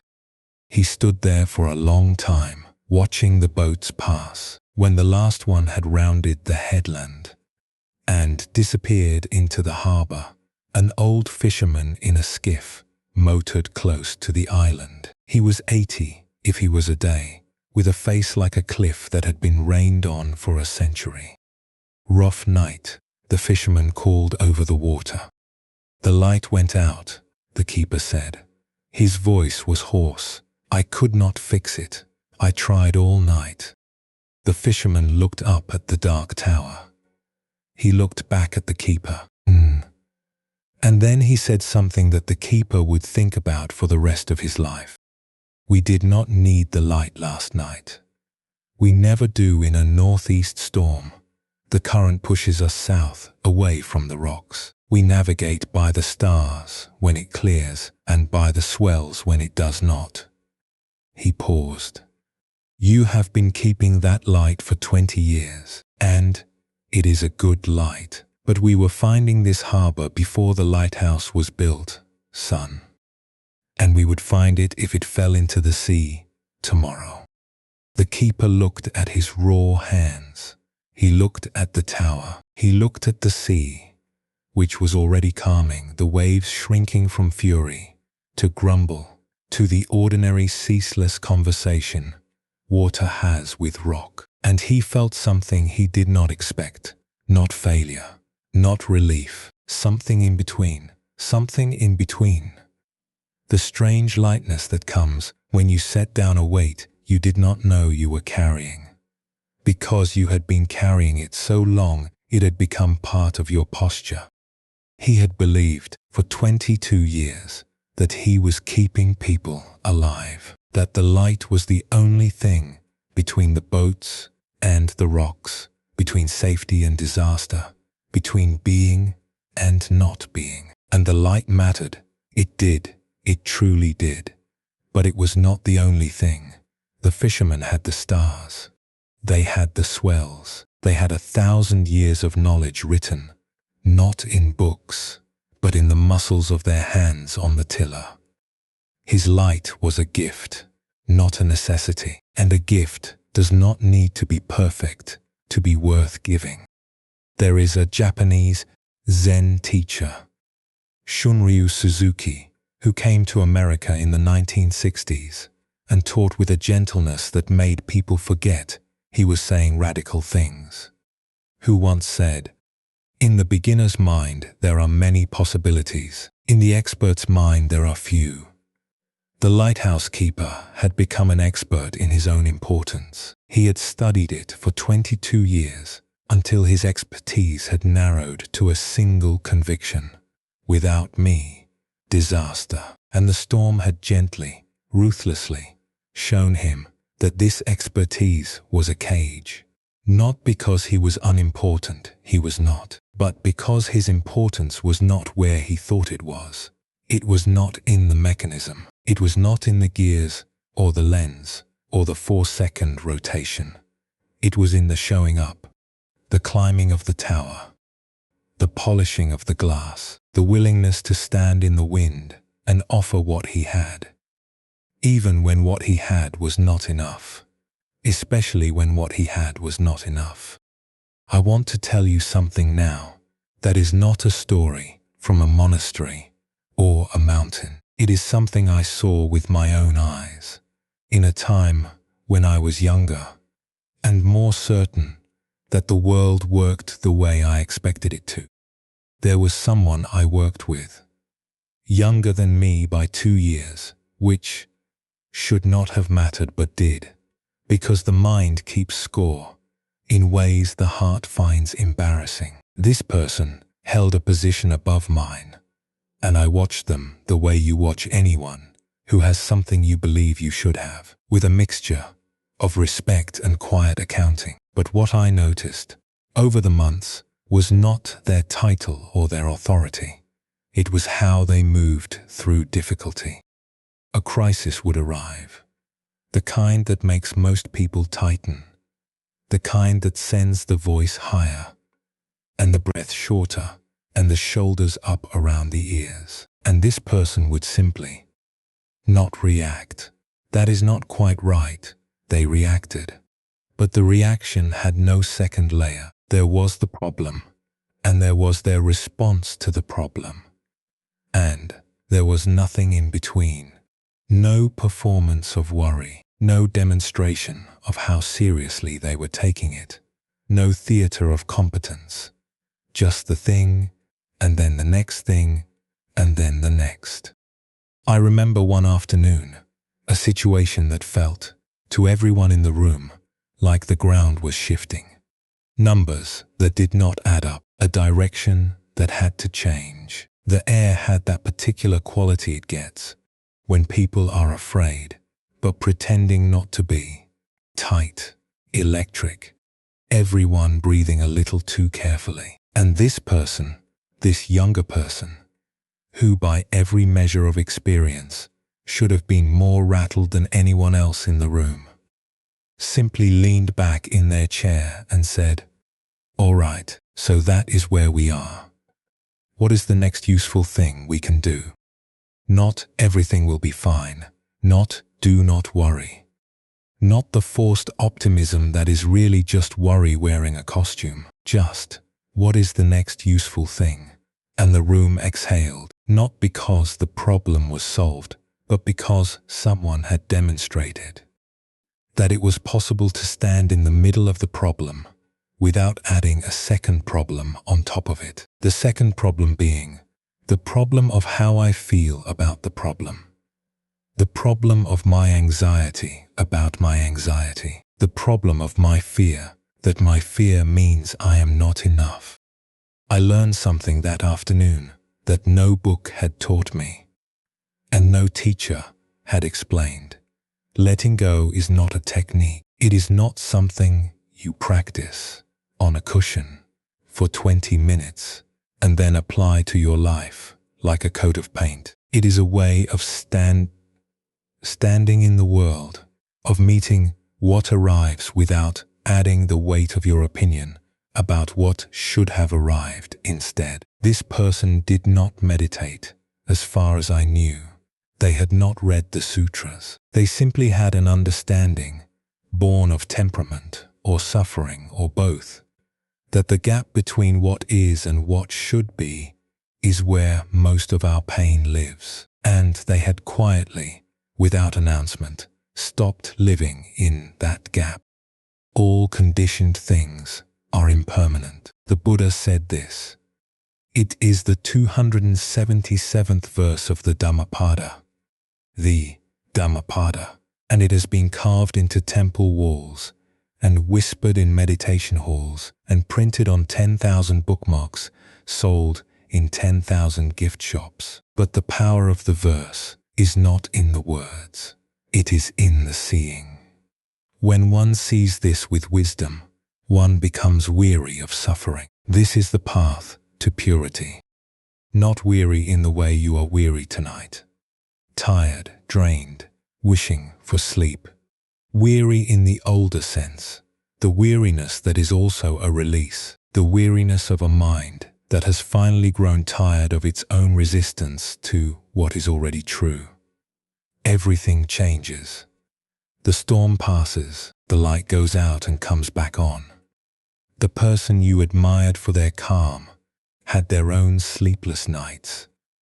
You just did not see them, and the letting go that looked, from the outside, like effortlessness, was really just the accumulated practice of 1,000 small surrenders, each one invisible, each one a tiny relaxation of the fist. The Buddha had a word for the impermanence at the heart of everything, anicca. It is a Pali word that means simply not permanent, not tragic, not nihilistic, not cause for despair, just not permanent. The storm is anicca. The calm after the storm is also anicca. The worry you are carrying right now, the one about the appointment, or the conversation, or the thing you cannot name but can feel pressing against your chest like a hand. That too is anicca. It will change. Not because you forced it, not because you mastered some secret technique, but because that is what all conditioned things do. They arise, they persist for a while, and they pass away. And in the passing, they make room. The way the wave made room for the next wave, the way the cloud made room for the next sky, the way the lighthouse keeper's long night of effort made room in the morning, for the simple truth that the fisherman had always known. You do not have to hold everything together. Some things hold themselves. Now come with me to a garden, a small one, just a patch of earth behind a house, where the wall blocks the wind and the afternoon light falls in a rectangle that moves across the soil like a slow clock. There was a woman who was 83 years old, and she was planting a tree, not a fast tree, not a willow or a poplar that would show its growth within a season. A walnut tree, the kind that takes decades to reach its full height, decades more to bear fruit, the kind of tree that is planted not for the planter, but for someone the planter will never meet. Her granddaughter, who was 12 and practical, in the way that 12-year-olds often are, watched from the back step. You will not be alive when it grows fruit, she said. Not cruelly, just factually. The way children state things that adults have learned to leave unsaid. I know, the woman said. She pressed the soil around the base of the sapling with hands that were thin and spotted and steady. The soil was dark and damp, and it smelled of rain that had fallen last week and was only now making its way through. Then why are you planting it? The woman sat back on her heels. She looked at the sapling. Barely 2 feet tall, its leaves new and pale, trembling slightly in a wind, so faint it might have been the tree's own breathing. She looked at her granddaughter. Because someone I never knew planted the tree I sat under as a girl. And someone that tree never knew ate its walnuts every autumn. And if I wait until I can see the fruit, I will never plant anything. She smoothed the last of the soil and stood slowly, one hand on her knee, the other brushing dirt from her apron. The garden was quiet, except for a blackbird singing somewhere in the hedge, a liquid, unhurried song that sounded less like music and more like a small door opening and closing in a wall between this world and some other one that was identical in every way except lighter. Besides, she said, planting is the fruit. Everything after is just a walnut. The granddaughter did not understand this. She would not understand it. For another 40 years, when she would find herself kneeling in the same garden, pressing the soil around the base of a plum tree, her own hands spotted and thin, her own granddaughter watching from the step. And in that moment, she would remember the walnut tree, which by then would be taller than the house, its branches reaching over the wall and into the neighbor's yard, its roots deeper than anyone could measure. And she would understand what her grandmother had been saying all those years ago. The planting is not preparation for the fruit. The planting is the fruit. The doing is not a means to an end. The doing is the end. The giving is not diminished by never seeing what grows from it. The giving is already complete the moment the hands touch the earth. Tonight, you do not need to see the fruit of anything. You do not need to know how the conversation will end, or whether the decision was right, or whether the decisions will show, or what the test results will show, whether the person you are worried about will be okay. You do not need to keep the light burning in the tower. You do not need to know the way home by heart. The stars are there, and the swells, and the 1,000 invisible things that carry you, even when you are not aware of being carried. All conditioned things are impermanent. This worry is a conditioned thing. This night is a conditioned thing. This body, this breath, this pillow, all conditioned, all impermanent, all passing through, and the passing is not loss. It is the walnut tree growing while no one watches. It is the fruit ripening for someone you will never meet. It is the lighthouse standing in the dark. Not because anyone needs its light right now, but because standing is what lighthouses do, and you have stood long enough today. You are allowed to rest now. When you are ready, we will continue together. Take a slow breath. Let the lighthouse keeper sleep. Let the gardener wash the soil from her hands. Let the tree grow in the dark, the way all trees grow. Slowly, silently, without needing anyone to watch. There is a kind of love that looks, from the outside, like it has lost its purpose. A phone call to someone who cannot hear. A plate set at a table for someone who will not sit. A letter written to an address where no one lives. The world has many names for this. Habit, grief, denial. But none of them are quite right. The right name, if there is one, might simply be continuing. The act of continuing to care after the reason for caring has changed shape. Not because you forgot, but because the caring itself became the thing that mattered, and the object of it, the person, the place, the version of the world you were caring for, was only ever the door through which the caring walked. The door closed, the caring kept walking. There was a woman who had been a nurse for 41 years. She retired on a Friday in March, and by the following Monday, she had begun writing letters, not to friends, not to family, to a patient, a man named Edward, who had been in her ward for the last 3 months of his life. A quiet man, 74, with emphysema, and a way of folding his hands on the blanket that reminded her of someone praying. Though he insisted he was not religious. "I am just cold," he would say, when she noticed. "My hands are always cold."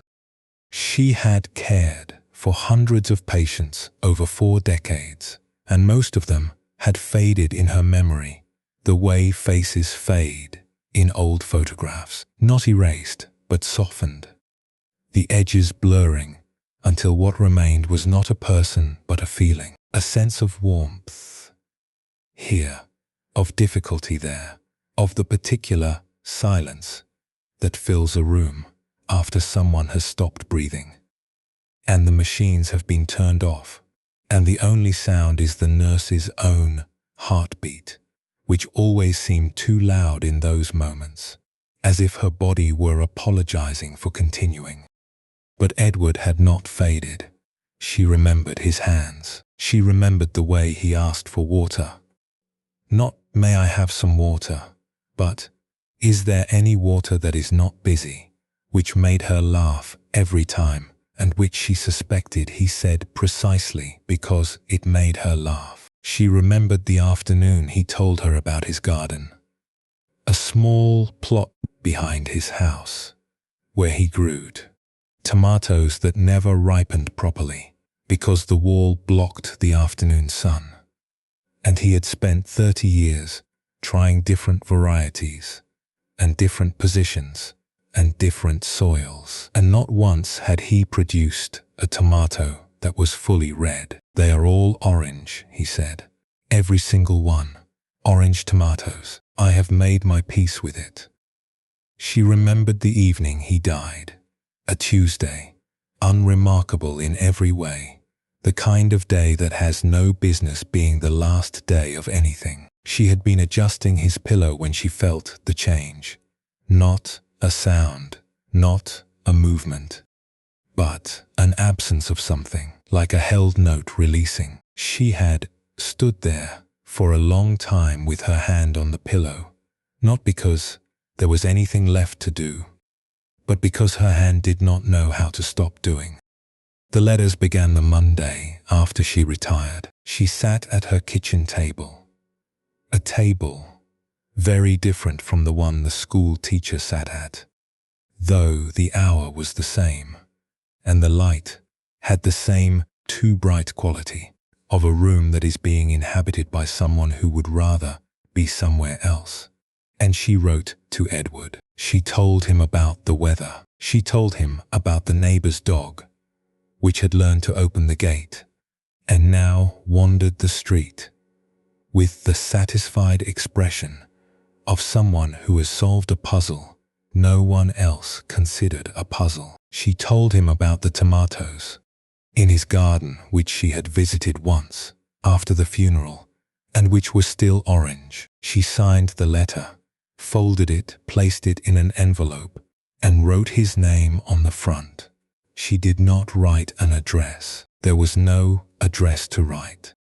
She put the envelope in a wooden box on the shelf above the fireplace. The box had been her mother's. Dark wood, brass hinges, lined with velvet that had once been red, and was now the color of old roses. By the end of the first month, there were 4 letters in the box.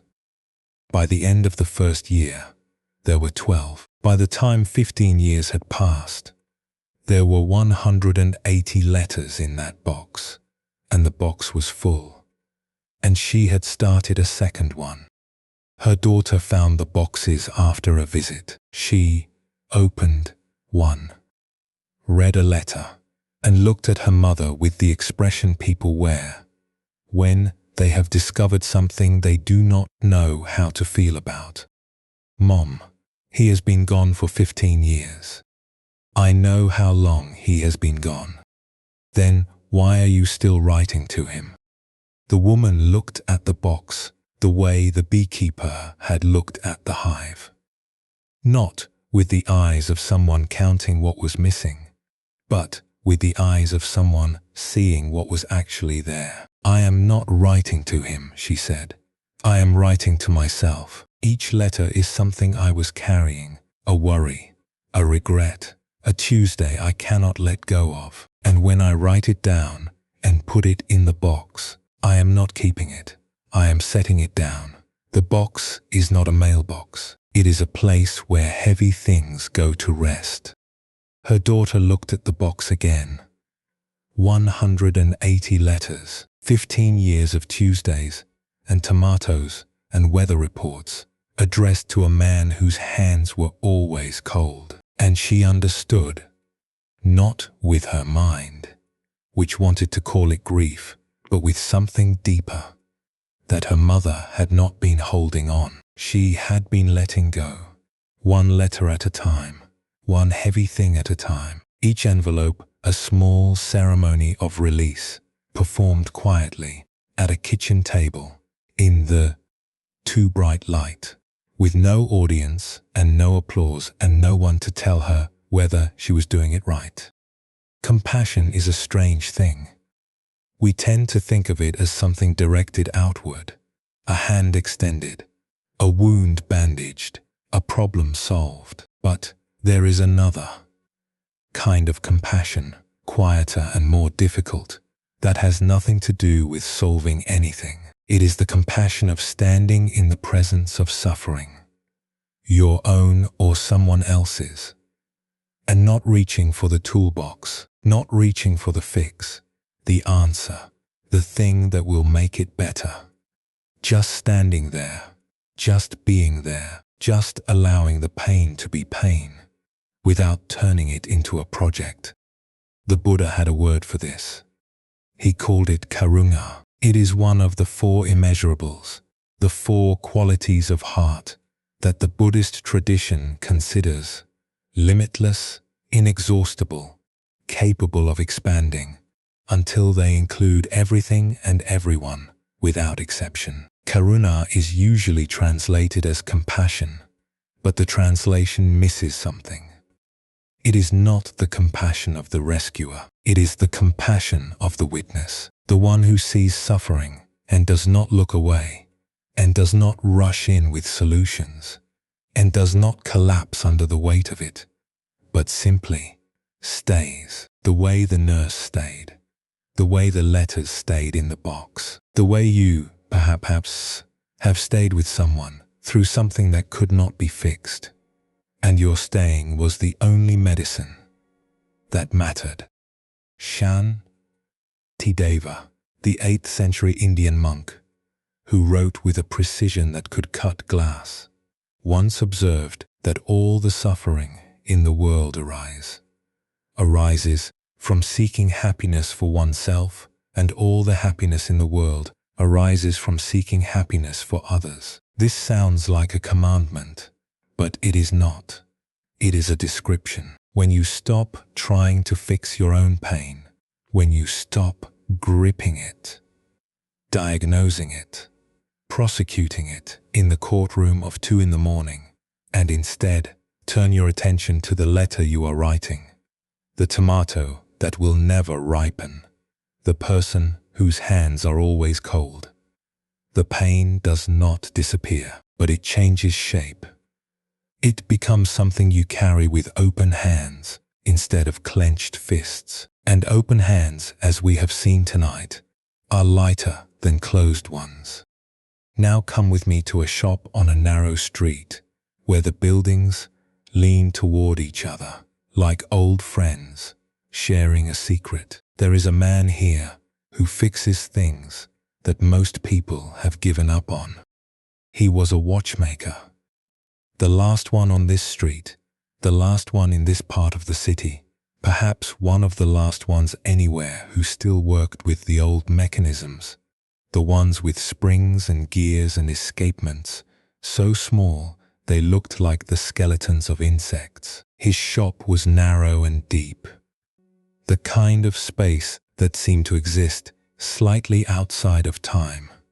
You stepped through the door and the street noise fell away, replaced by the delicate, overlapping ticking of 100 different mechanisms, each one counting the same seconds at its own pace, like a choir where every voice is singing a slightly different song. The room was lit by a single lamp that he positioned over his workbench, the way a surgeon positions a light over a table. The lamp cast a circle of warm gold on the bench, and beyond that circle, the shop fell into shadow, and in the shadow you could see the shapes of clocks, hundreds of them, lining the walls, stacked on shelves, hanging from hooks, some ticking, some silent, all of them waiting with the particular patience of objects that measure time but are not subject to it. His hands were steady. This was remarkable for a man of 76, and he knew it, and he was quietly proud of it the way a musician is quietly proud of a good ear, not as an achievement but as a gift that arrived without being asked for and could leave the same way. He wore a loop on a band around his forehead that made one eye enormous when he lowered it, giving him the appearance of a man who had seen something very small and very important and was trying to decide whether to tell anyone about it. A young woman came in one afternoon with a pocket watch. It was old, perhaps 60 years, perhaps more, with a case of tarnished silver and a face that had yellowed to the color of cream left in the sun. The glass was scratched but not cracked. The chain was missing. She held it in both hands the way you hold something that is heavier than it looks. "It was my father's," she said. "It stopped the day he died. That was 2 years ago. I have kept it in a drawer since then. I did not know if I wanted it fixed or if I just wanted to hold it." The watchmaker took the watch. He opened the case with a thumbnail, the way he had opened 10,000 cases before, and looked at the movement inside. He could see immediately what was wrong: a broken mainspring, a common enough failure. The kind of thing that happens when a watch is wound too tightly by someone who does not realize that mechanisms, like people, have a limit to how much tension they can hold. He repaired it in an afternoon. He replaced the mainspring, cleaned the gears, adjusted the escapement, and wound it carefully. Not too tight, not too loose. Just the gentle, measured winding that comes from decades of knowing exactly how much is enough. The watch began to tick. He held it to his ear and listened the way a doctor listens to a heartbeat. Not for the sound itself, but for the story the sound was telling. He set the watch on the bench and observed it for an hour, and then he called the young woman. "It runs," he said, "but it will never keep perfect time. It loses 3 minutes every day. The gear train has worn in a way that cannot be corrected without replacing parts that are no longer made." 3 minutes slow, the young woman said. She was quiet for a moment. Then she laughed, a small, surprised sound like a bird startled into flight. "My father was always 3 minutes late to everything. My mother used to set the clocks ahead to trick him, and somehow he was still late. 3 minutes, always exactly 3. The watchmaker looked at the watch. He looked at the young woman. "I can try to correct the drift," he said. "It would mean replacing the—" "No," she said. Leave it exactly as it is." She took the watch and held it to her ear. The ticking was steady, unhurried, 3 minutes behind the world, and perfectly content to be so. She closed her eyes, and the watchmaker understood. Not because she explained, but because he had been fixing things long enough to know that she was not listening to a watch. She was listening to her father's particular, infuriating, beloved lateness, ticking on and on in a silver case, keeping its own time, answering to no clock but itself. He did not charge her for the repair. She did not ask why. Some exchanges are complete without the addition of money, the way some letters are complete without the addition of an address. Ryokan, the old Zen poet who lived alone in a hut on a mountain and owned nothing but his robe and his bowl and a view of the valley that changed with every season, once wrote, "O maple leaves, falling down, show me the way to my brushwood gate." It is such a small request. Not enlightenment, not salvation, not the answers to the great questions. Just show me the way home. And the maple leaves, which are falling anyway, which have no purpose in their falling, which are simply doing what leaves do. When the season changes, they show the way. not because they intend to, but because the path is where they land. Step outside now, in your mind. Leave the watchmaker's shop and the nurse's kitchen and come to the edge of the sea, where the tide is going out. Watch the water recede. It pulls back from the rocks the way a hand pulls back from a sleeping face, slowly, gently, trying not to disturb what it is leaving. The sand that was underwater a moment ago is now exposed. Dark, wet, glistening in whatever light is left. Small pools form in the hollows of the rocks, each one a tiny ocean, each one holding a few stranded creatures, a crab, a snail, a piece of seaweed that drifts in the shallow water like a thought that has forgotten where it was going. The tide does not grieve its going out. It does not celebrate its coming in. It does not keep score. How many times it has risen, how many times it has fallen, how many shells it has carried to the shore, and how many it has taken back. It simply breathes. The ocean breathes. And the breath takes 12 hours, and each exhale leaves the shore bare, and each inhale covers it again, and nothing is lost in either direction. The shells that were carried away will return, or they will not. And the ocean does not distinguish between the two, because the ocean does not carry things the way we carry things.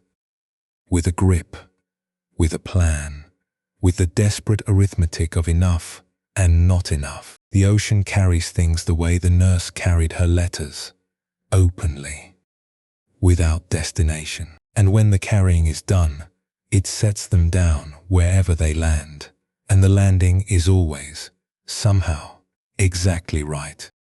You have been carrying things today you may not have noticed.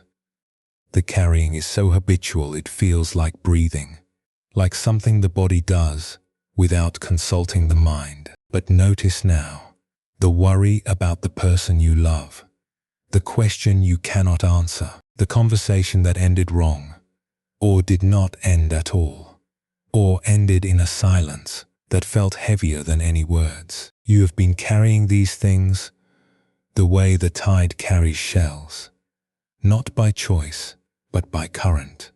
And the current tonight is bringing you here, to this breath, to this dark room, to this voice that asks nothing of you except that you listen and that you let the tide go out. Nothing is lost when the water recedes. The shore is not diminished. The ocean is not smaller. Something has simply moved from one form to another, from one place to another, from held to released. And tomorrow, the tide will return, bringing new shells, new seaweed, new small creatures blinking in the light. But that is tomorrow. Tonight, let the water go. Let the shore be bare. Let the pools in the rocks hold what they hold. Small, imperfect, temporary, and ask nothing more of them than that. When you are ready, we will continue together. Take a slow breath. The stories we have shared in this second hour have lived in wide spaces, hillsides and oceans, mountain ridges and harbors, gardens where walnut trees grow in the dark. But the journey is beginning to turn now, the way a river turns when it nears the sea, not sharply, not suddenly, but with a gentle curve that you feel before you see. We are coming home. The next stories will be smaller again, quieter, closer to the body, closer to the bed, closer to the sleep that has been waiting for you all along. We have been traveling tonight through wide spaces, hillsides where bees changed direction, mountain ridges where monks watched clouds dissolve, oceans where tides breathed in and out without counting. The sky was large, the stories were large, and perhaps that was what you needed, for a time, to step outside the small room of your worry and stand in something bigger. But the journey is turning now, the way a path turns when it has climbed as high as it needs to climb, and begins, without announcement, to lead back down. We are coming home, not to a different place, but to the one we left. The bed, the room, the body, the breath, the intimate space, the small light, the familiar dark. And perhaps you will find, as travelers sometimes do, that the place you return to is not the same place you left. Not because it has changed, but because you have. There was a woman who had made pottery for 50 years.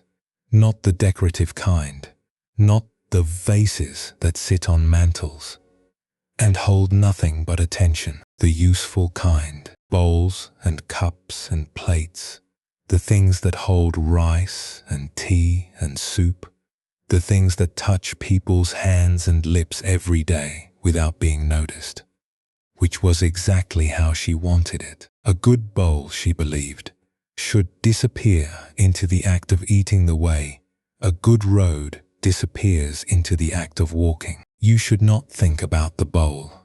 You should think about the soup. Her workshop was in the back of her house, a small room with a concrete floor and a single window that faced east.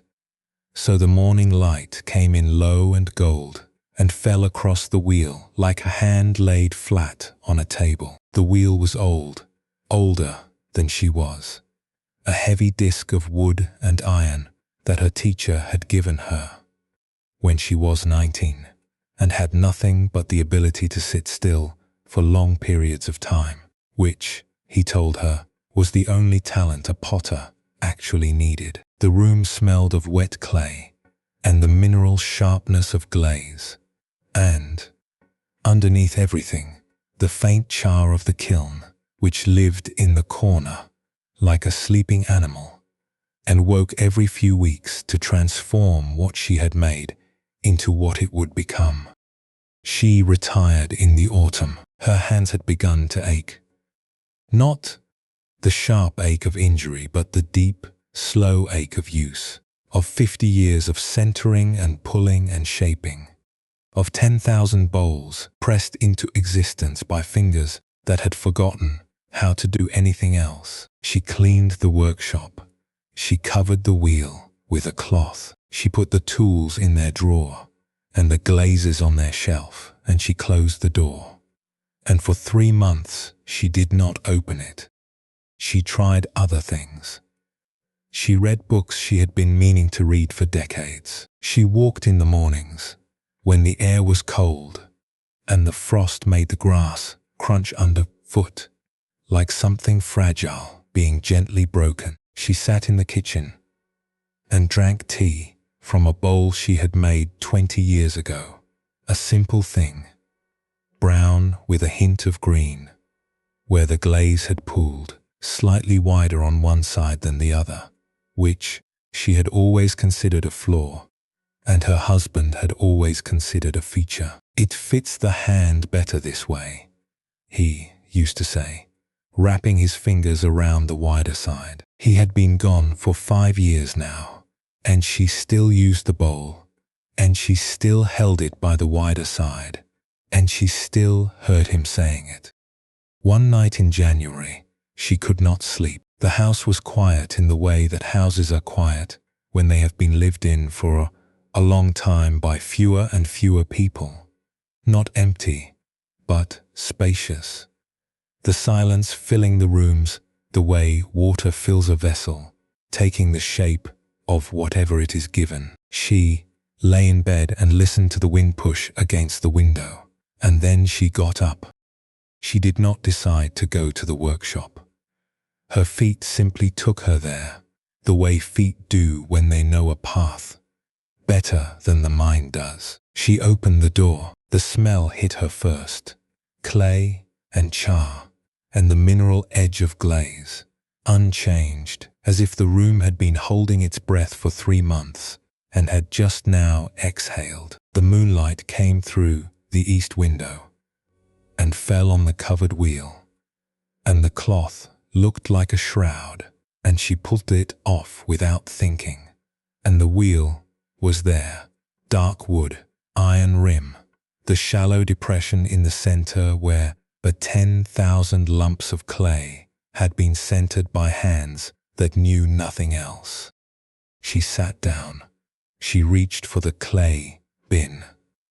There was still clay there, wrapped in plastic, slightly drier than it should have been, but still workable. She cut a piece and began to wedge it, pushing the heels of her hands into the mass, the way a baker pushes into dough, turning and folding,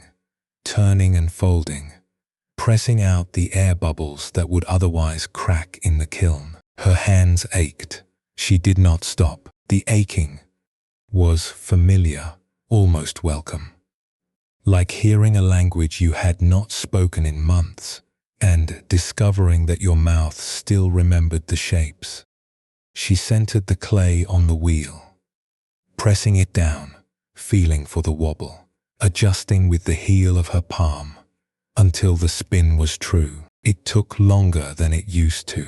The clay resisted, or her hands resisted, or perhaps neither was resisting, and both were simply remembering how to speak to each other after a long silence. She wet her hands in the bowl of water beside the wheel.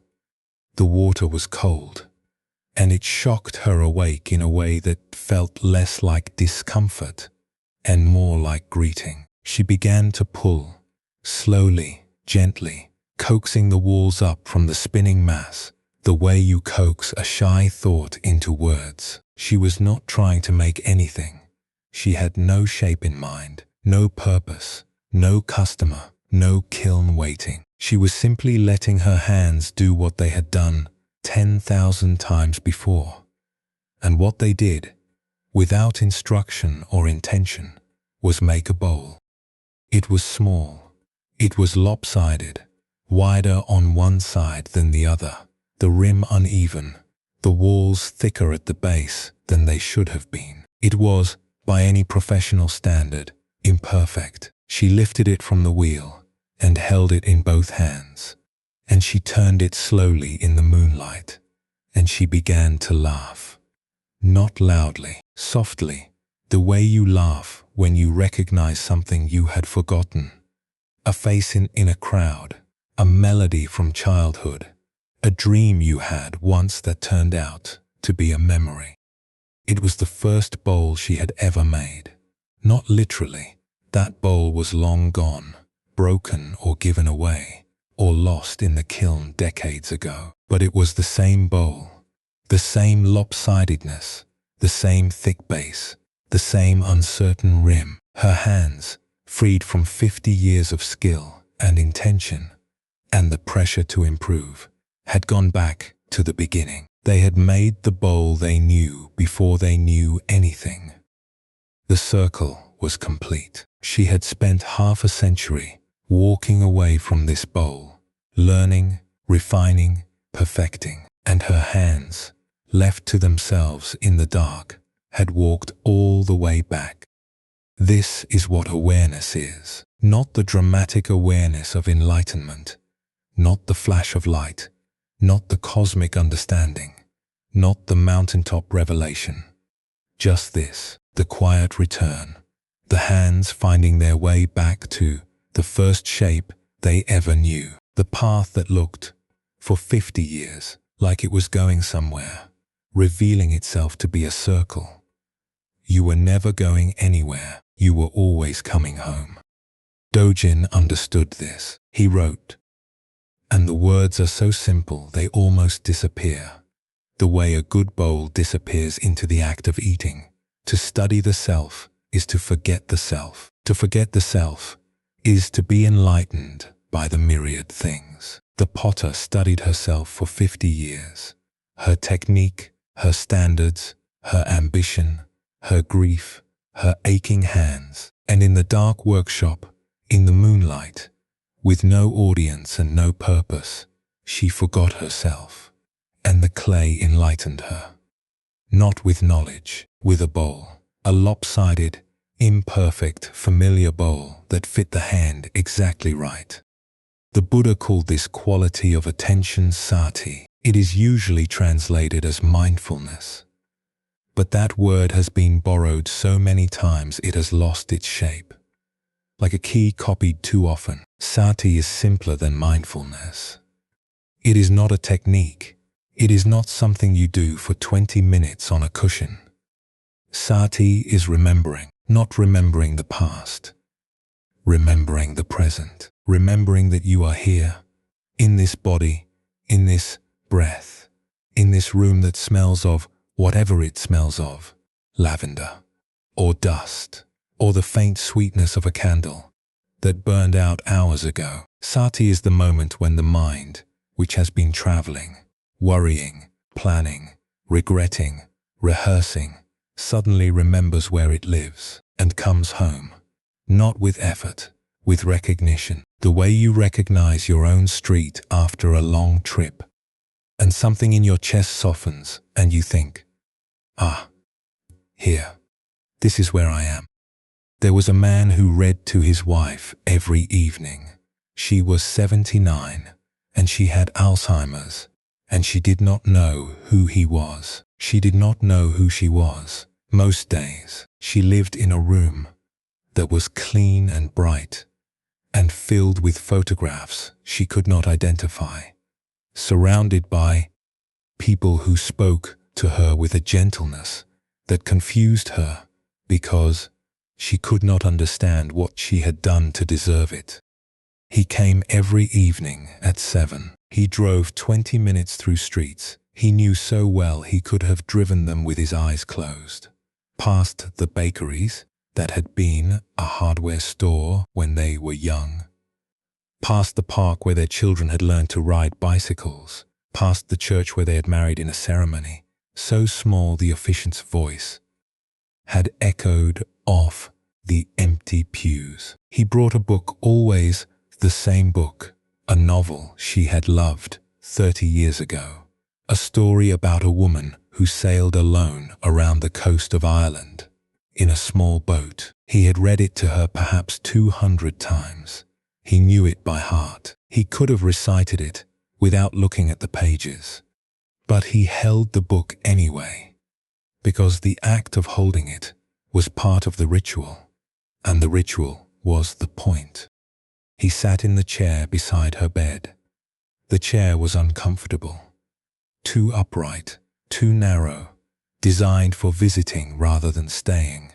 But he stayed every evening for an hour, sometimes more. He read in a low voice, steady and unhurried, the kind of voice that does not need to be listened to in order to be heard, the kind of voice that enters the room and changes its temperature the way a candle changes a room, not by illuminating everything, but by making the darkness warmer. She did not follow the story. She could not.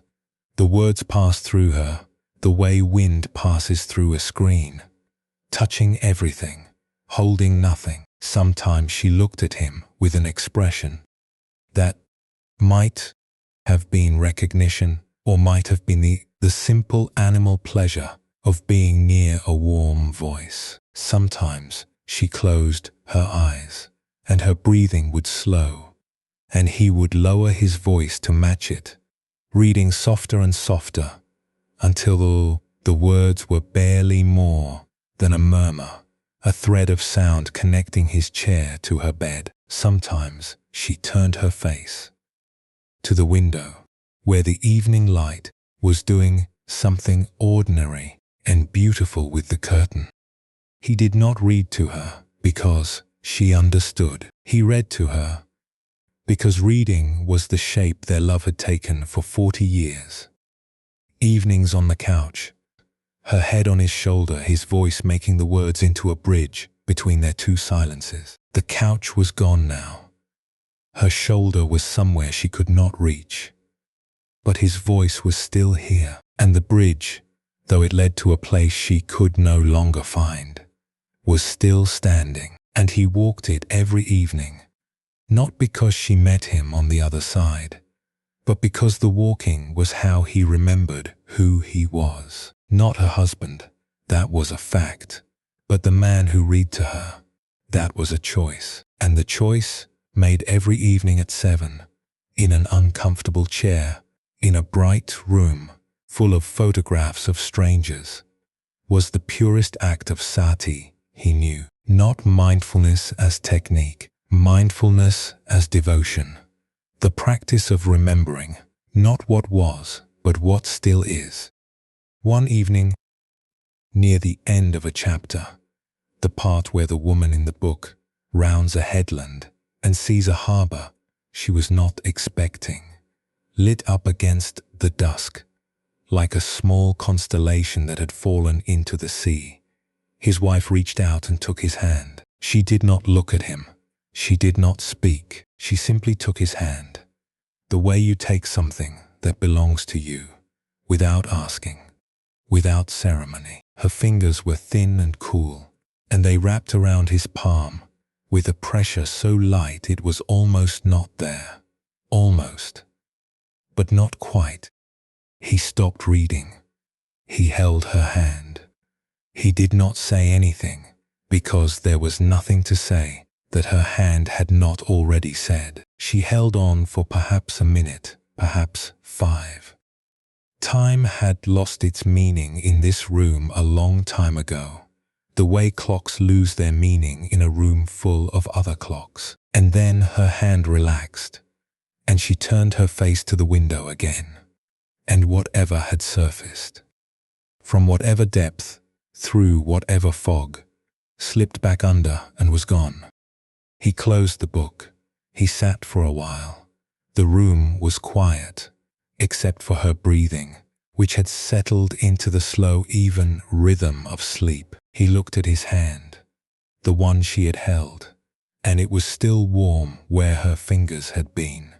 Not from heat, from something older than heat, from 40 years of reaching for each other, across couches and kitchen tables and hospital beds, and the vast, unmappable distance that opens between two people when one of them begins to forget. His hand was warm, and the warmth had no name, and it did not need one. Ajahn Chah, the Thai forest monk who taught with the directness of a man who had spent decades sitting under trees and had no patience left for complications, once said, "If you let go a little, you will have a little peace. If you let go a lot, you will have a lot of peace.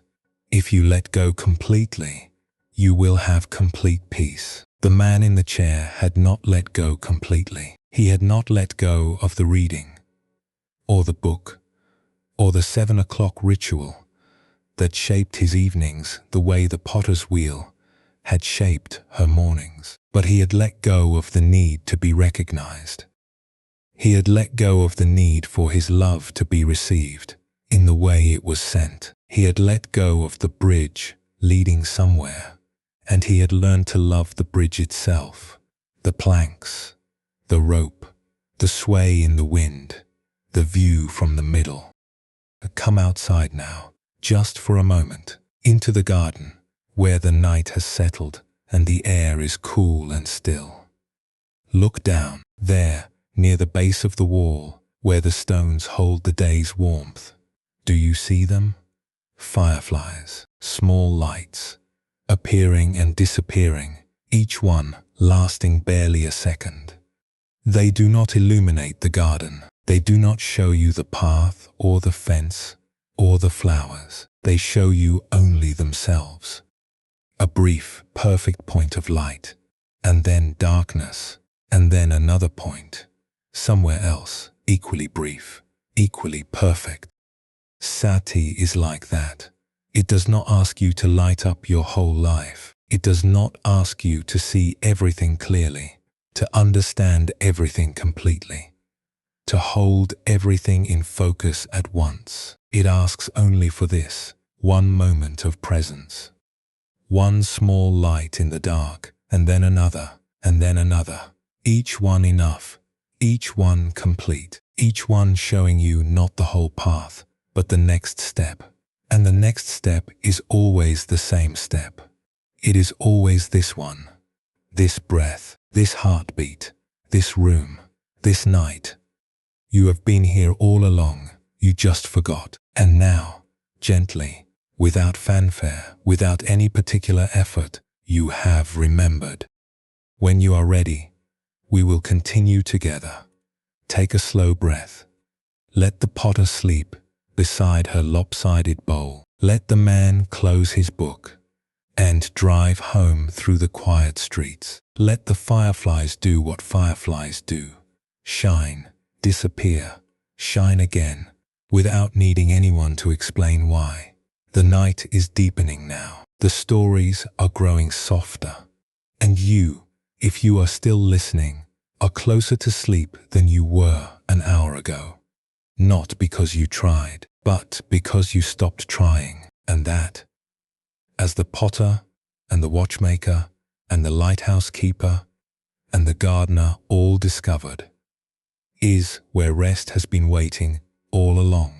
There is a particular kind of wisdom that does not come from knowing more. It comes from discovering that someone you thought you were helping has been helping you all along. It arrives without warning. In a library, in a kitchen, in a child's bedroom at the end of a long day. And when it arrives, it does not feel like learning. It feels like being caught. Like the moment you realize the person you were reaching down to pull up was standing on solid ground the whole time, and you were the one leaning over the edge. There was a woman who had been a doctor for 40 years, not a specialist, a family doctor, the kind who knew 3 generations of the same family, who had delivered the grandchildren of people whose tonsils she had examined when they were 7. She had spent 4 decades being the one who knew, the one who diagnosed, who prescribed, who explained in calm, measured sentences what was happening inside bodies that their owners could not read. She was good at it. She was very good at it. And when she retired, she discovered that being good at knowing things is a difficult skill to retire from, because the mind does not stop diagnosing just because the office has closed. She volunteered at the public library, not to shelve books, though she would have done that too, gladly, anything to fill the hours that had suddenly become so wide, but to teach adults to read. There was a program, quiet, underfunded, that met twice a week in a room at the back of the building, past the children's section with its bright rugs and tiny chairs, past the reference desk where a woman with reading glasses on a chain answered questions about local history, into a small room with a table and 4 chairs and a window that looked out on the parking lot. It was not a glamorous setting.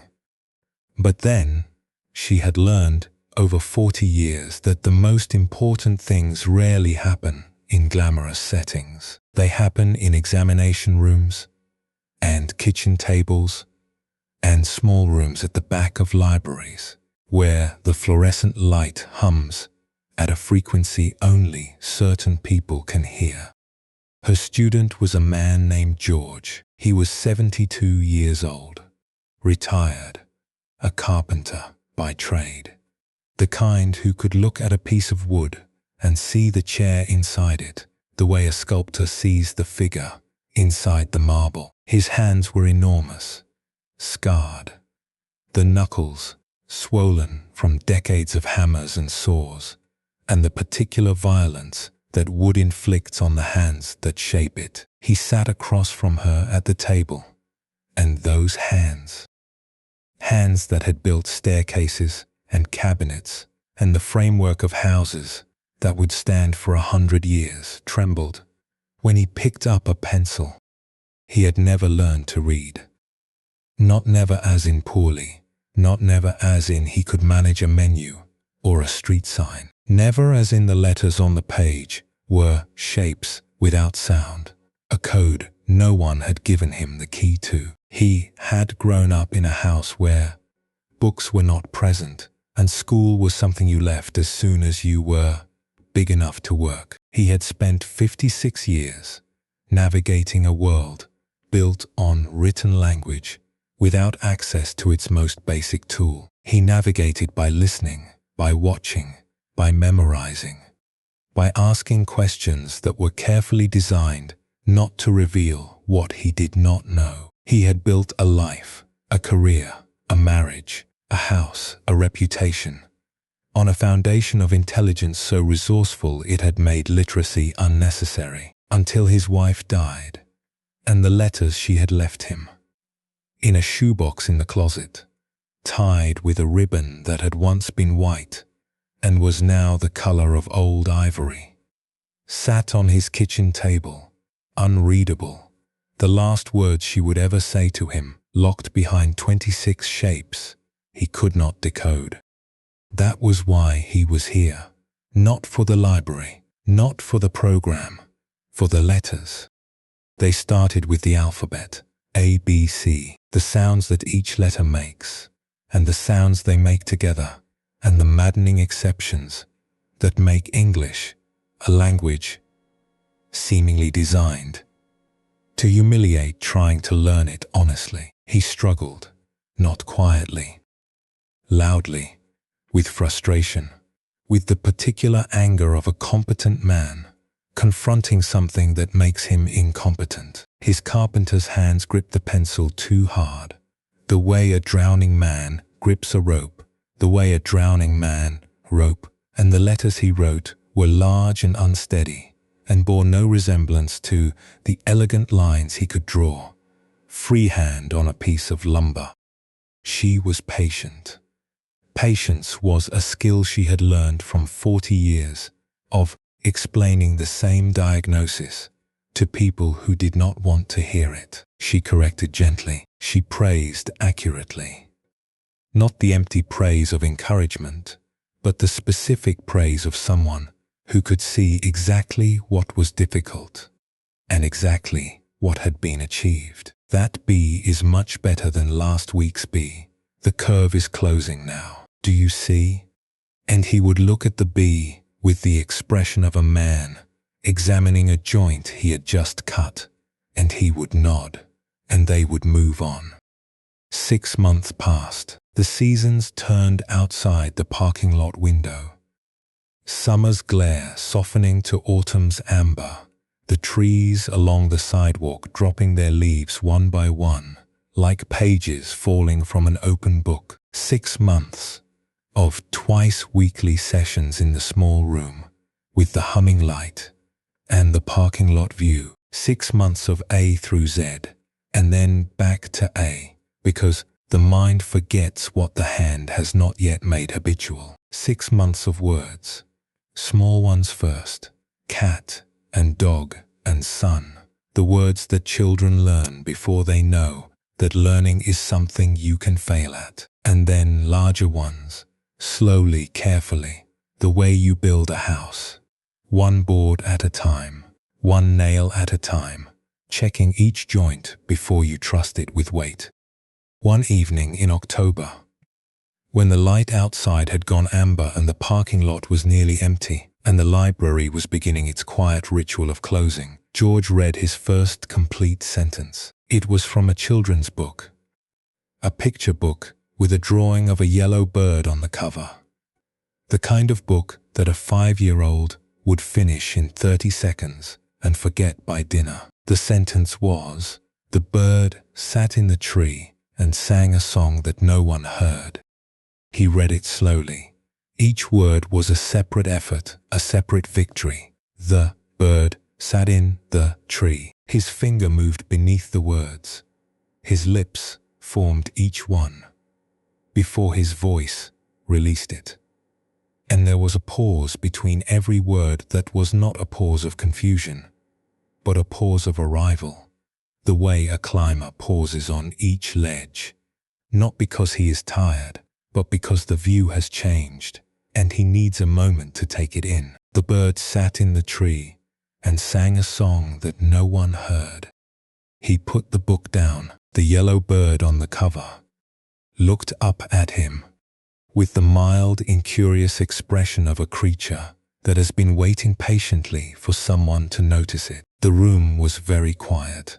The humming light seemed to hold its breath. He looked at his hands, the same hands that had built houses, that had trembled over a pencil, that were now resting on a table in a library, where 6 months ago he had walked in not knowing the sound of the letter A, and he began to cry.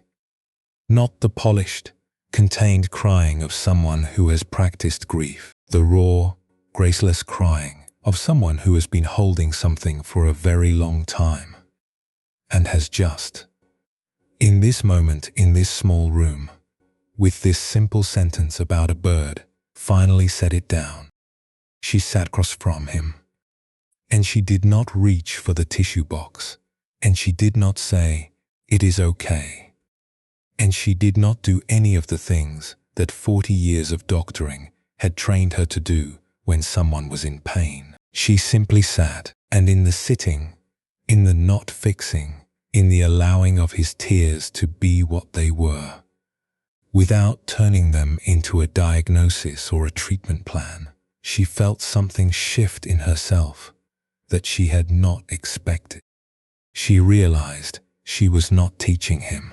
She had never been teaching him. She had been sitting across from a man who, at 72 years old, had walked into a public building and admitted to a stranger that he could not do something that 6-year-olds do without thinking. He had sat in a small chair under a humming light and held a pencil in hands that could build a staircase but could not write the word son.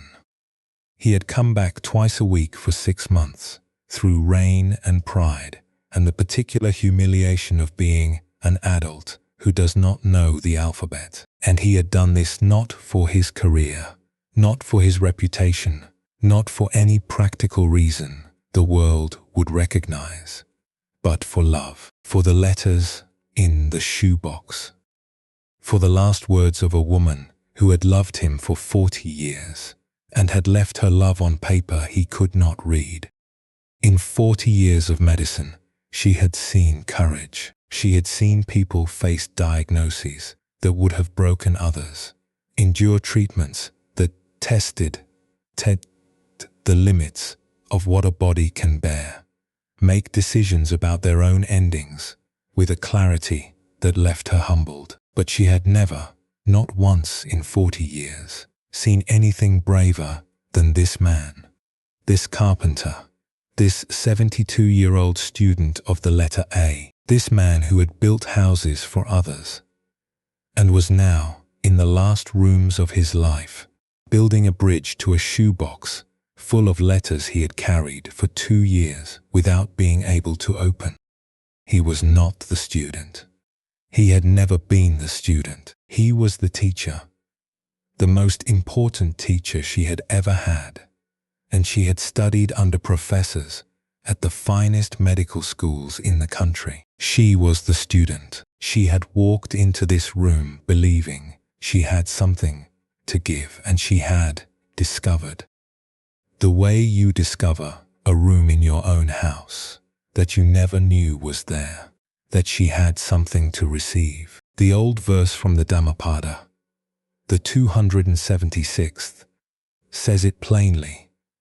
Should one find a person who points out faults and who reproves, one should follow such a wise person as one would a guide to hidden treasure. George had not pointed out her faults.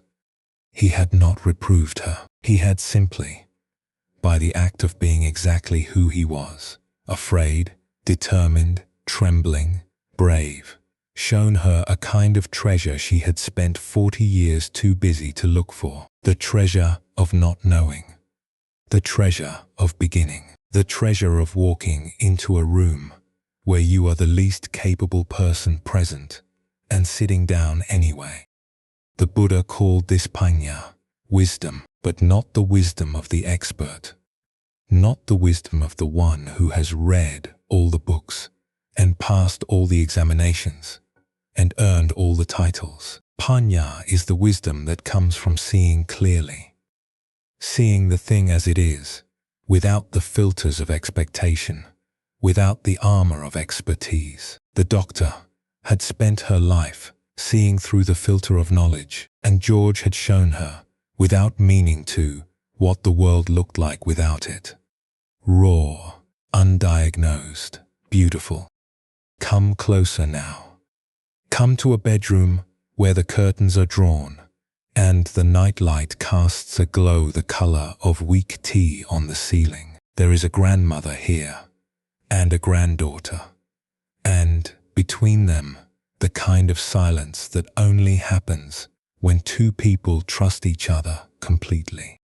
The girl was 5. She was lying on her back, looking at the ceiling with the absolute attention that children give to things adults have stopped seeing. Her grandmother lay beside her, smelling of the lavender hand cream she applied every evening and the faint warmth of the kitchen where she had made hot chocolate an hour ago. Not on top of the covers, but under them, because the girl had insisted. And when a 5-year-old insists on something at bedtime, wisdom lies in surrender. Grandma, yes. What are you scared of? The grandmother looked at the ceiling too. The nightlight made small shadows that moved when the curtain shifted in the draft from the window. The shadows looked like nothing in particular, which is what made them interesting. They were pure shape, unattached to any object, free to be whatever the observer needed them to be. I am scared of forgetting, she said. She said it simply, without drama, the way you state a fact about the weather. She was 71, and her mother had died of Alzheimer's, and the fear lived in her the way a low note lives in a cello. Always present, always humming, even when no one was playing. The girl considered this. She was quiet for a moment, not the awkward quiet of someone searching for words, but the still quiet of someone whose thoughts are settling, the way snow settles, each flake finding its place without hurry. She considered it with the seriousness that 5-year-olds reserve for questions that adults have overcomplicated. Then just remember the things you remember, she said. The ones you forget, they were not important. The grandmother turned her head. The girl was still looking at the ceiling, tracking a shadow with her finger, tracing its shape in the air. She had already moved on. The question had been asked, the answer had been given, and the universe was once again in order. Simple as that, simple as a bird in a tree, singing a song that no one heard. The grandmother lay there for a long time. She did not argue with the logic. She did not explain to the girl that memory does not work that way, that the important things are exactly what the disease takes first, that the fear is not irrational, that the cello does not stop humming just because a 5-year-old says so. She did not say any of this, because, lying there in the weak tea light with the shadows moving on the ceiling and the small warm body beside her, she felt something she had not felt in months. She felt light. Light, the way you feel when someone takes your coat at the door. The weight was still there. The fear, the gene, the humming note.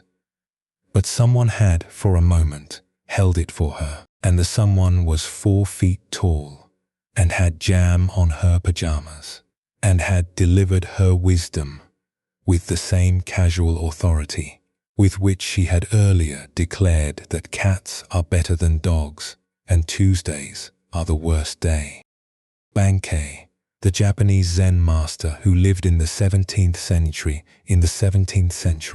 and spoke to farmers and merchants in language so plain it scandalized the scholarly monks, once said that everything is perfectly resolved in the unborn. He meant, as far as anyone can mean anything when speaking of the unborn.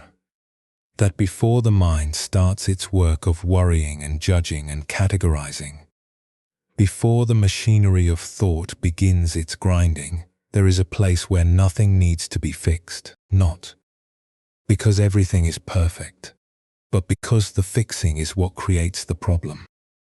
The 5-year-old lived in the unborn. She did not know she lived there. She did not need to know. She simply spoke from it, the way a spring speaks from underground. Clear, cold, unfiltered by the rocks it has not yet passed through. Tonight, as you lie here, you might notice that the roles have reversed. All day long, you were in charge. You made decisions. You held things together. You were the doctor, the teacher, the lighthouse keeper, the one who knew. But now, in this bed, in this dark, you are not in charge of anything. Your body is breathing without your permission. Your heart is beating without your supervision. Your eyes are closing without your instruction. Sleep does not ask for your expertise. It does not need your management. It asks only that you stop managing, that you become the student, that you let the 5-year-old inside you, the one who does not know the answers and does not need them, the one who traces shadows on the ceiling and declares that forgotten things were not important, that you let that one take over, just for tonight, just for this breath. Pang, Nya, wisdom is not what you know. It is what you are willing to not know. It is the doctor sitting in the small chair, learning the alphabet. It is the grandmother, lying still, letting a child solve a problem she could not solve herself. It is you, right now, letting go of the day the way the tide lets go of the shore. Not because you decided, but because the night is here. And the night is wiser than you are, and it has been doing this for a very long time. When you are ready, we will continue together. Take a slow breath. The night is deep now, and the stories are almost done. Just 2 more rooms to visit, 1 more story, and then the place where all the stories end. The place where the bird sings its song that no one heard, and the song is enough, and the hearing was never the point. The night is almost done, not the real night. That will continue for as long as it needs to, unhurried, unbothered by clocks or schedules or the particular urgency of a mind that wants to know how much darkness is left. But the night of stories, the night we have been walking through together, is nearing its last rooms. And the rooms are smaller now, quieter. The ceilings are lower. The light is softer. There is less to see, and that is the point. Because what remains when everything else has been set down is always enough. It was always enough. You just could not see it because you were looking somewhere else. There is an old story, so old it has been told in 100 languages and forgotten in all of them and rediscovered in each one as if it were new, about a woman who lost something precious. She was 65 years old, and it was a Tuesday evening in October, and the sidewalk outside her house was wet with the kind of rain that does not fall so much as arrive, appearing on surfaces without seeming to have traveled through the air, as if the dampness had always been there, and had simply decided to become visible. The street light at the corner cast a circle of amber on the pavement. Not a large circle, perhaps 4 meters across, but bright enough to read by. Bright enough to see the cracks in the concrete, and the leaves that had collected in the gutter, and the small black beetle making its slow, determined way from one side of the sidewalk to the other, as if it had somewhere important to be, and was too dignified to hurry. She was on her knees in this circle of light, her hands moving across the wet concrete in slow, deliberate sweeps. She was looking for her wedding ring. It had slipped from her finger. When? She could not say. Only that she had looked down at some point during the evening, and it was gone. And the absence of it on her hand felt not like a missing object, but like a missing word, the kind that sits on the tip of your tongue and refuses to arrive. Her neighbor came out. He was a kind man, retired, the sort who noticed when the garbage cans were still on the curb after pickup day and brought them in without being asked. He saw her kneeling and he knelt beside her, and together they searched. Two people on their knees on a wet sidewalk under an amber light, their hands sweeping the concrete in arcs that overlapped and diverged like the paths of two slow planets. They searched for an hour. The beetle reached the other side of the sidewalk and disappeared into the grass. The rain continued its quiet arrival. The light held its circle, patient and indifferent. Finally, the neighbor sat back on his heels. His knees ached. His hands were cold. "Where exactly were you when you last had it?" he asked. She paused. She looked at him, and then she said, with the particular honesty of someone who has been kneeling in the rain for an hour and has run out of reasons not to tell the truth. "Inside, in the kitchen, I think, or maybe the hallway." "Then why are we looking out here?"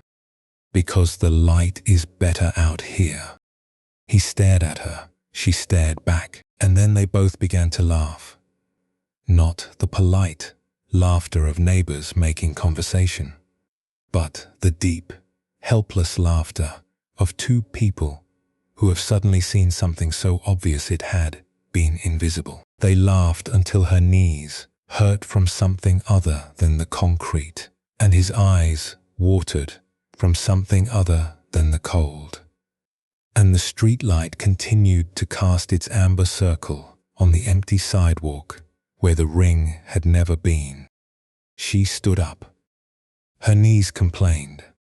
The particular complaint of joints that have been pressed against wet concrete for longer than they were designed for. She brushed the grit from her palms and looked at the amber circle one more time. Empty, patient, illuminating nothing but pavement and rain, and the ghost of an hour spent searching in the wrong place. Then she went inside. The hallway was dark. She had not turned on the light because she had been rushing to the sidewalk, chasing the brightness, as certain that if she could just see clearly enough, she would find what she had lost. She turned on the light now. The hallway was narrow, lined with coats on hooks and shoes in a rack and a small table where the mail accumulated in a pile that she dealt with every Sunday and ignored every other day. And there on the small table, beside a gas bill and a postcard from her sister and a coupon for a restaurant she would never visit, there was the ring. It had not fallen from her finger. It had not fallen from her finger. She had taken it off to wash the dishes and set it on the table and forgotten. She picked it up. She put it on. She stood in the hallway with the light on and the ring on her finger, and the rain tapping against the window at the end of the hall. And she felt something that was not relief and not embarrassment and not quite anything she had a name for. It was the feeling of having searched very hard for something that was never lost. The feeling of discovering that the problem was not the missing ring, but the assumption that it must be somewhere difficult, somewhere out there, somewhere that required kneeling and searching and an hour of effort in the rain, when all along it was here, on the table, in the hallway. In the dark, she had been afraid to enter.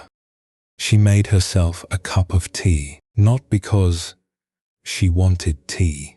She had already had 2 cups that evening, but because the ritual of boiling water and choosing a bag and waiting for the color to change was comforting in the way that all small purposeful acts are comforting.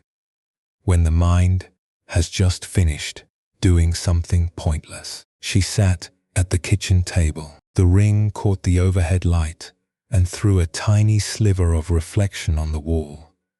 A small bright line, no bigger than an eyelash, moving when she moved her hand. She watched it for a long time.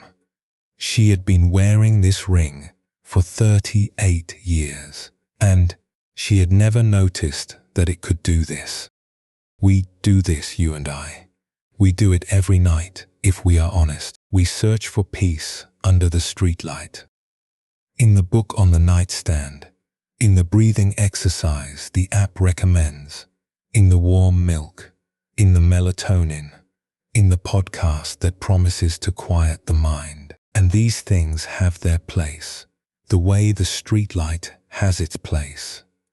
They illuminate, they help, they cast a circle of amber in which certain things can be seen. But peace is not under the streetlight. Peace is in the hallway, in the dark, in the place you did not look, because looking there would mean standing in your own darkness. And standing in your own darkness is the one thing the mind would rather not do. The Buddha had a word for what the woman found when she went inside. He called it santuthi, contentment, but not the contentment of settling. Not the grim acceptance of someone who has given up on wanting more. Santuthi is the contentment of seeing, of looking at what you already have. This body, this breath, this night, this room, and recognizing with something like surprise that it is enough, that it was always enough, that the ring was on the table the whole time, and the only thing missing was your willingness to turn on the light in the hallway and look. The Dhammapada, in its 204th verse, says it simply: health is the highest gain, contentment is the highest wealth, trust is the best of relationships, and the unconditioned is the highest happiness. Contentment is the highest wealth, not money, not achievement, not the corner office or the retirement fund or the grandchildren who call every Sunday. Contentment, the wealth of not needing the next thing in order to feel that this thing is complete. There was a man who sat in an armchair every evening, the same armchair, the same corner of the room, the same hour, just after sunset, when the light through the window had shifted from gold to the deep blue that comes before dark. He was 78, and the armchair was older than his marriage, which had lasted 43 years, which meant the chair had been waiting for him before he knew he would need it. It was a large chair, upholstered in a fabric that had once been green and was now the color of moss on a stone wall.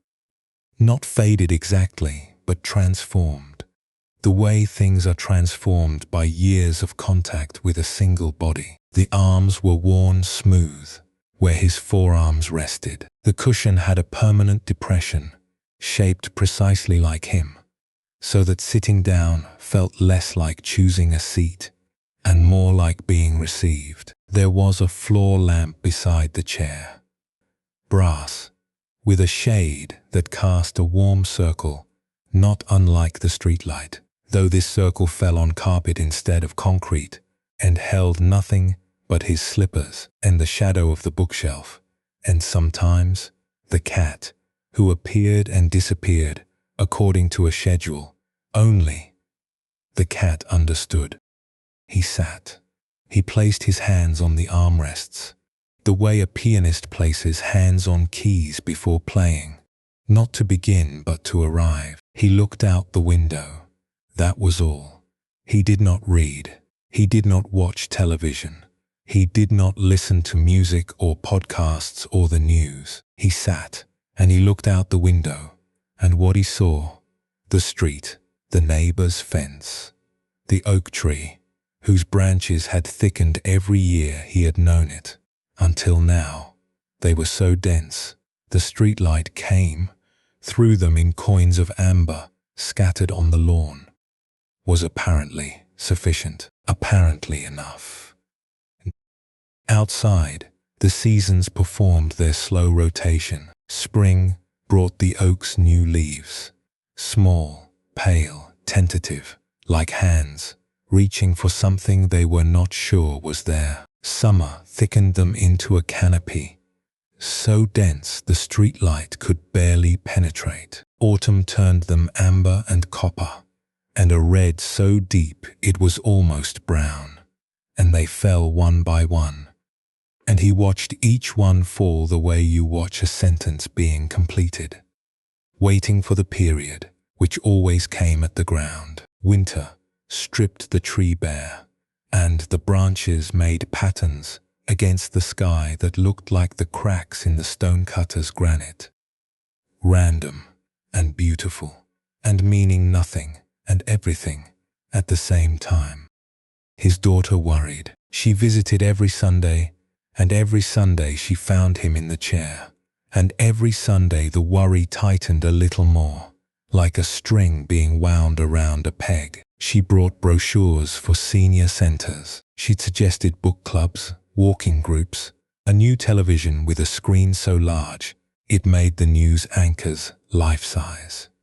She asked if he was lonely. She asked if he was depressed. She asked if he wanted her to move in, or if he wanted to move to her place, or if there was anything at all she could do. He listened to all of it the way he listened to the oak tree when the wind went through it. Patiently, without hurry, letting each branch of her concern sway and settle before he responded. And then he said, with the calm of a man who has sat in the same chair for long enough to know exactly what he needs and what he does not. I am not lonely, sweetheart. I am sitting here. She opened her mouth. She closed it. She looked at him. Really looked. The way you look at something when you stop trying to diagnose it and just see it. And what she saw was not a lonely old man in a chair. What she saw was a man who had found something that most peoples spend their entire lives searching for and never find, because they keep looking under the streetlight when it is in the hallway, or in the brochure when it is in the chair, or somewhere in the future when it has been right here, right now, all along. He had found the ability to sit still and need nothing. Not nothing in the nihilistic sense. He needed food, warmth, the Sunday visits, the cat that came and went. But nothing extra. Nothing beyond what this moment contained. The window, the oak tree, the coins of light on the lawn, the particular quality of air in a room that has been lived in for a long time, by someone who is not in a hurry to be anywhere else. She sat down on the couch across from him. She set the brochure she had brought. A senior center with a pool and a pottery class, and a calendar of events so full it made her tired just reading it. On the coffee table, face down, she did not say anything. For the first time in months, she did not bring a suggestion or a brochure or a solution. She just sat, and the room held them both. The way the ocean holds the wave, the way the sky holds the cloud, the way the hallway holds the ring. Without effort, without opinion, without the slightest interest in whether they were doing it right. Ryokan, the old monk who lived alone and found the universe in a pile of shepherd's purse, once wrote, "The wind has settled, the blossoms have fallen, birds sing, the mountains grow dark. This is the wondrous power of Buddhism. Not a miracle, not a vision, not a voice from the heavens announcing that everything will be fine. Just this, wind settling, blossoms falling, birds singing, mountains growing dark. The ordinary world doing ordinary things, and a man sitting quietly enough to notice that the ordinary things are the wondrous things, that the power is not in the dramatic but in the plain, that the bird singing a song that no one heard is not performing for an audience. It is simply singing because that is what birds do. And the singing is the wonder, and the hearing, or the not hearing, changes nothing. Step outside now, one last time. Not far, just to the window, the one the old man looks through every evening. The oak tree is there, dark against a sky that has gone from blue to the deep velvet black that only appears when the city is quiet and the clouds have cleared and the stars have the sky to themselves. The street is quiet. A car passes in the distance, its headlights sweeping across the houses and then disappearing, leaving the dark a shade deeper than before. The way silence sounds deeper after a sound has passed through it. Somewhere a dog barks once. A single declarative bark, as if it had made a statement and was satisfied with its delivery. Then nothing. And above the oak tree, the moon, not full tonight, a crescent, thin as a fingernail, hanging in the dark like a parenthesis in a sentence the sky has not finished writing. The moon does not generate light. You know this. Everyone knows this, but knowing it and seeing it are different things. The moon reflects, that is all. It takes what the sun gives it. Light that has traveled 93 million miles through the vacuum of space, and it reflects it back. Not all of it, a fraction, a sliver, just enough to see by on a clear night if you are not looking for too much. The moon does not try to be the sun. It does not apologize for reflecting instead of generating. It does not compare its light to the street light or the candle or the firefly. It simply offers what it has. Borrowed light, second-hand light, the gentlest and most provisional of illuminations. And the night receives it without complaint. And somehow this is enough. This thin crescent, this sliver of borrowed glow, is enough to silver the edges of the oak leaves and lay a faint path across the lawn and touch the face of anyone who happens to look up at the right moment with the softest, most forgiving light in the universe. You are like the moon tonight. You do not need to generate anything. You do not need to produce peace or manufacture calm or build sleep from scratch the way the carpenter builds a house. You only need to reflect, to take what this night is giving you. The quiet, the dark, the stories that have settled in your mind like leaves in a gutter, and let them glow faintly, gently, without effort, the way the moon glows, the way the ring waited on the table, the way the old man sat in his chair, needing nothing, asking for nothing, and finding, in the nothing, everything. When you are ready, we will finish together. One more room, the last one, the room where the stories end and the silence begins. Take a slow breath. Let it go the way the blossoms fall, not because they failed, but because the wind settled, and they were ready, and the ground was there to catch them. We have been together for a long time now, you and I. Hours, perhaps, or perhaps it only feels like hours. The way a deep conversation can stretch time until the clock becomes irrelevant. And the only measurement that matters is the weight of what has been shared. We have traveled far, not in miles, in stories, in images, in the quiet accumulation of moments that, taken one at a time, seem small, but taken together begin to form something that looks, if you tilt your head just right, like a teaching. Or perhaps not a teaching, perhaps just a night, a long, unhurried night in which certain things were said and certain things were shown, and certain things were simply allowed to be what they were, without anyone asking them to mean something more. Let me walk you back through the rooms we have visited, not to explain them. They do not need explaining, just to touch them one more time, the way you touch the walls of a house you are leaving. Not because you are afraid of forgetting, but because the touching is its own goodbye. A candle on a kitchen table, its flame moving like a thought that cannot settle. A woman who taught for 37 years and could not stop remembering the faces of children who had grown up and gone away. An old neighbor who said, "You are not broken. You are a heart doing its work." A bell in a workshop, ringing and then not ringing, and the silence after the ring that turned out to be the truest note. A young apprentice who listened to what the ringing left behind and called it room.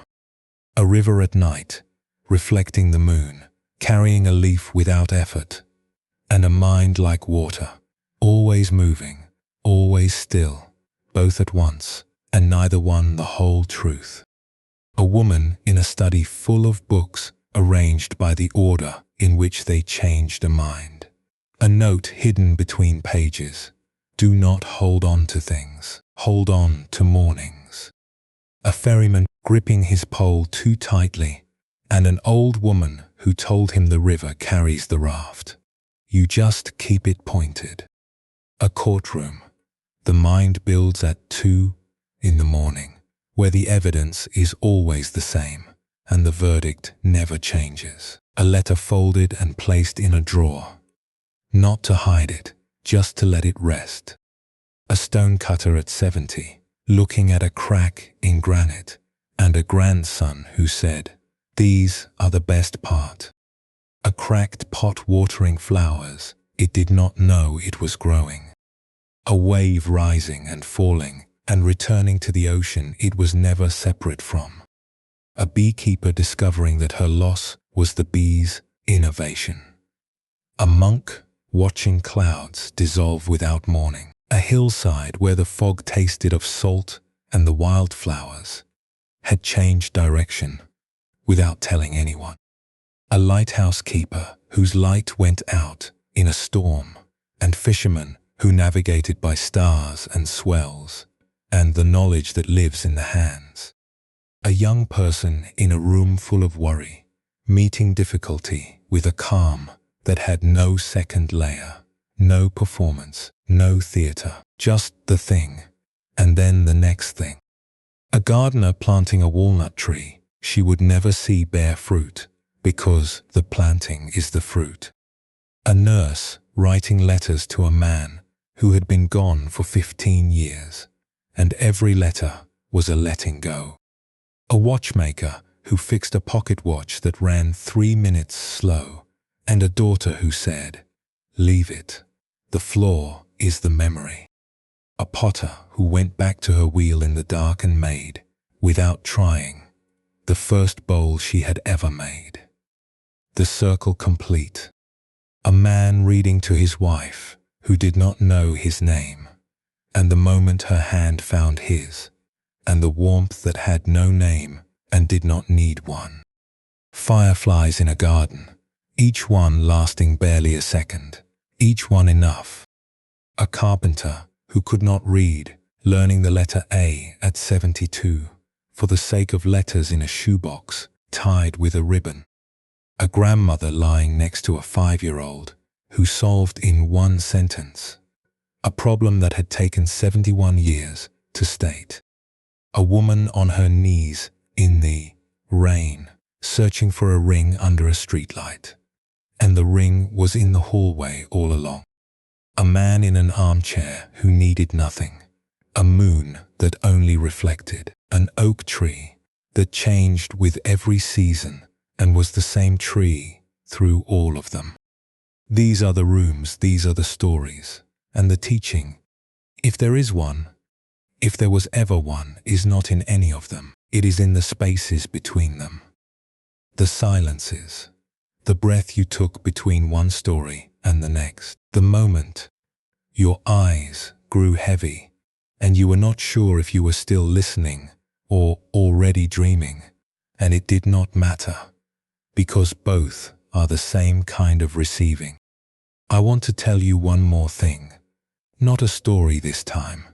Something smaller, something that happened to me in the dark, in a room not very different from the one you are in right now.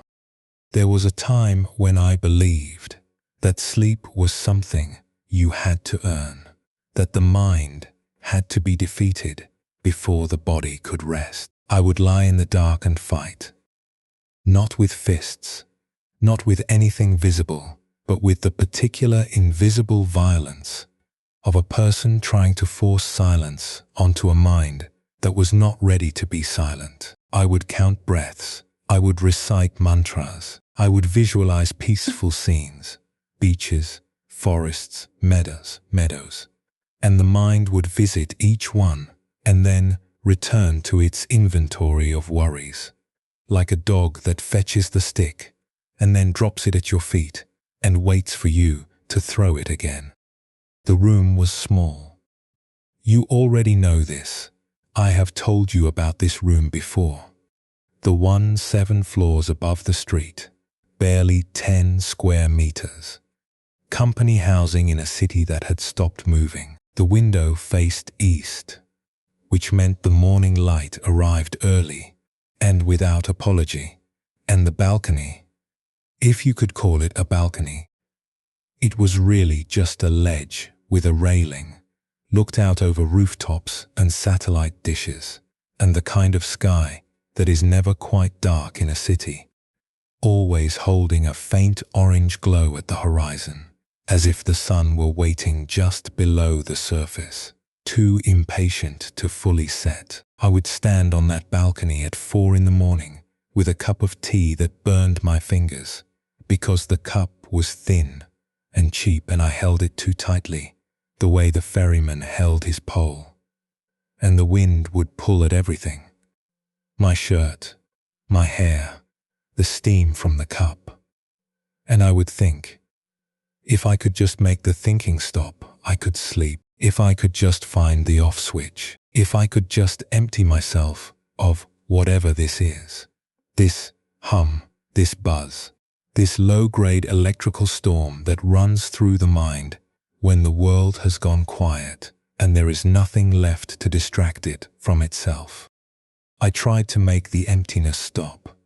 That was the mistake. I treated the emptiness, the wide, humming 2 in the morning emptiness that felt like standing in a room where all the furniture has been removed, as a problem to be solved, as a symptom of something broken, as evidence that I was not meditating correctly, not breathing correctly, not living correctly. The emptiness was the enemy, and sleep was the victory that would come when I had finally defeated it.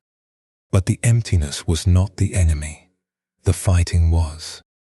One night, and I cannot tell you the date, because it was not the kind of night that announces itself, not the kind that carries a timestamp or a revelation or a flash of light.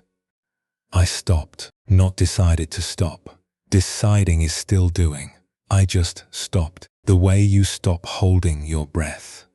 Not because you chose to, but because the body could not hold any longer. I lay in the dark and the emptiness was there, wide and humming and furnitureless. And I did not try to fill it. I did not try to fix it. I did not try to name it or diagnose it or turn it into a problem that had a solution. I let it be empty. I let it hum. I let the room stay unfurnished. And something happened that I did not expect. Not suddenly, not like a light switching on or a door opening, more like the way dawn happens when you are not watching for it. You are looking at the dark, and the dark is the same dark it has been for hours. And then at some point, you cannot say when, you cannot point to the exact moment.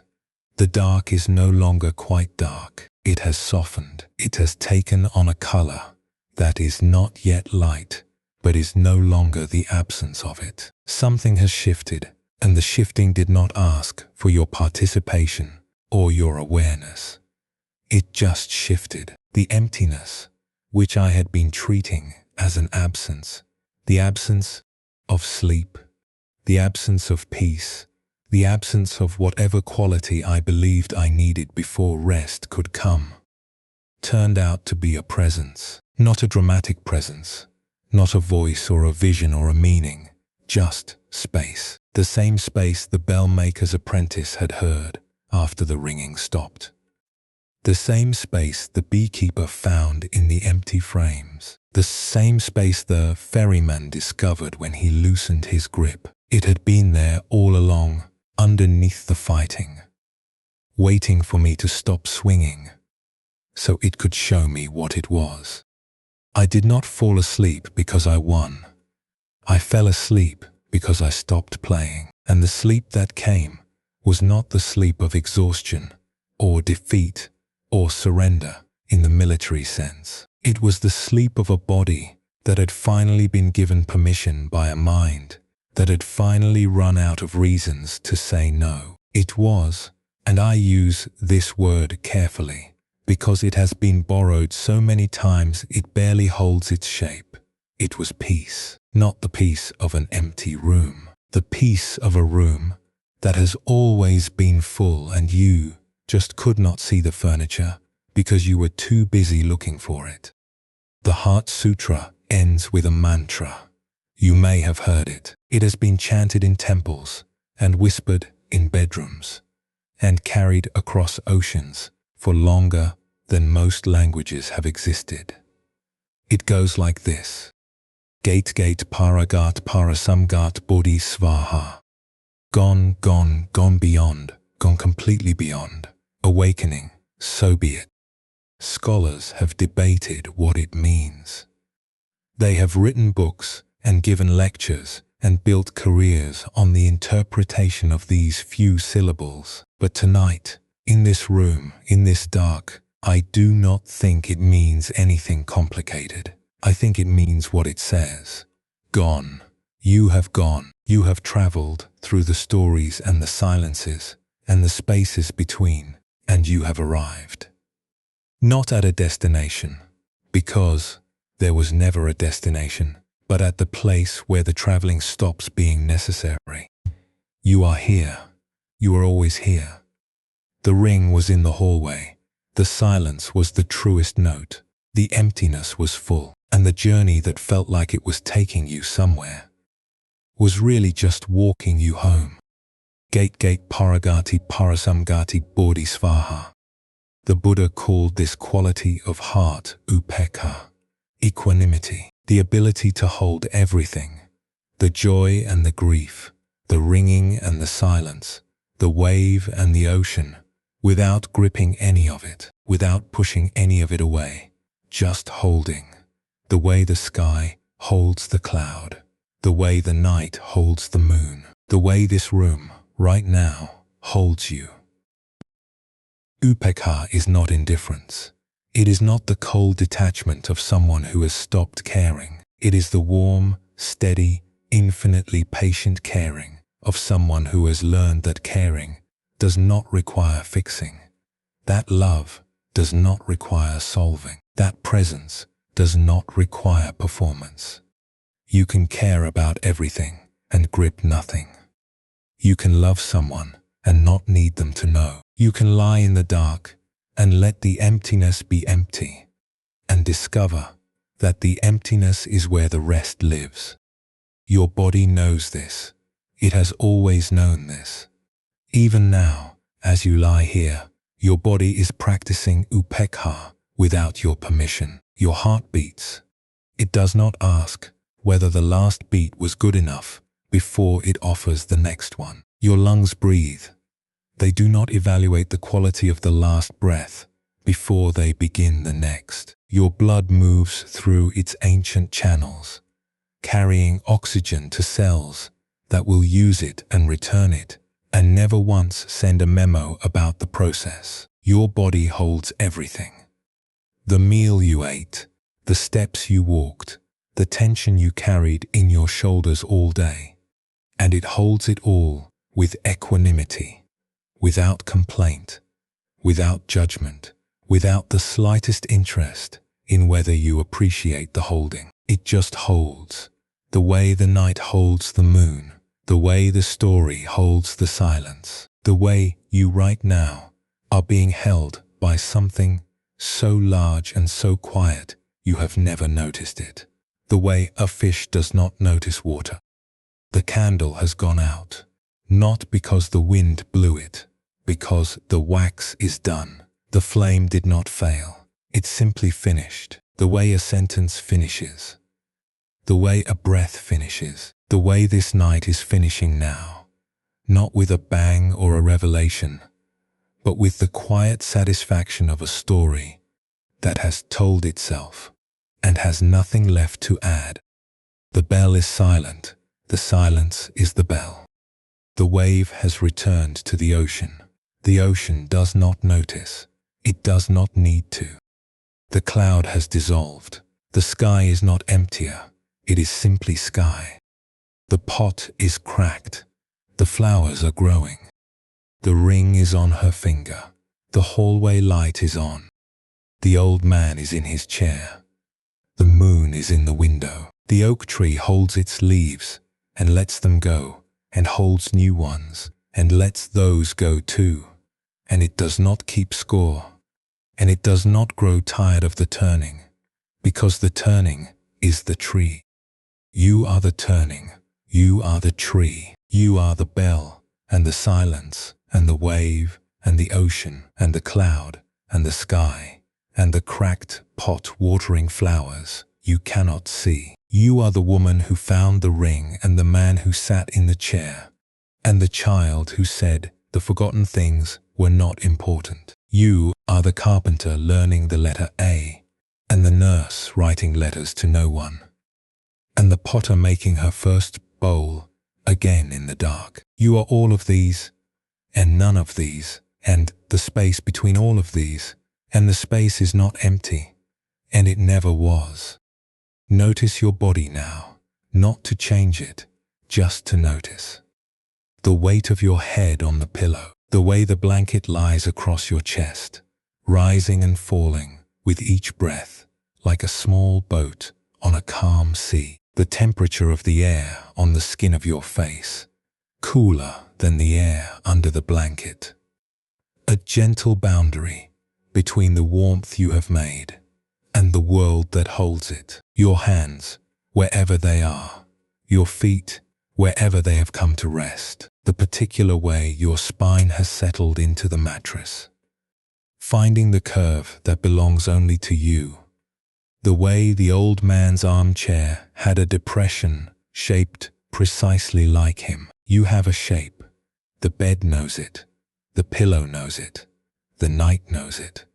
And none of them are asking you to be any other shape than this one. Close your eyes now, if they are not already closed. If they are, then you are already where this story has been trying to take you. And the fact that you arrived before the words did is not a failure. It is the whole teaching. The words were never the point. The silence between the words was never the point. You were the point. You, lying here, breathing, being breathed, letting the night hold you the way the ocean holds the wave, without effort, without opinion, without the slightest concern about whether you are doing it right. You are doing it right. You have always been doing it right. Gate paragate parazamkite bodhi swaha. Gone beyond, already home, already here, already enough. The teaching was never in the words. It was never in the stories, or the quotes, or the Pali terms that sound like small bells when you say them aloud. The teaching was in the listening, in the lying still, in the willingness to let a stranger's voice carry you through a dark night toward a rest you were not sure would come. And it came. or it is coming, or it was here all along, waiting underneath the searching, the way the ring waited on the table, the way the silence waited inside the bell. Sleep now, not because I am telling you to, but because the night has been waiting, and you have been traveling, and the road has ended, and the door is open, and the room is warm, and the bed is yours, and the dark is gentle, and the silence, that beautiful, abundant, bottomless silence, is not empty. It is full of everywhere you have been, and everywhere you are going, and everywhere you already are. Thank you for being here tonight. Thank you for listening. Thank you for letting these stories carry you, even a little, even for a moment, toward the rest you deserve. From all of us here at Moonlit Dharma, good night, sleep well, and may you wake tomorrow with the quiet knowledge that the ring was always on the table, and the silence was always the truest note, and you were never, not for a single moment, missing anything at all.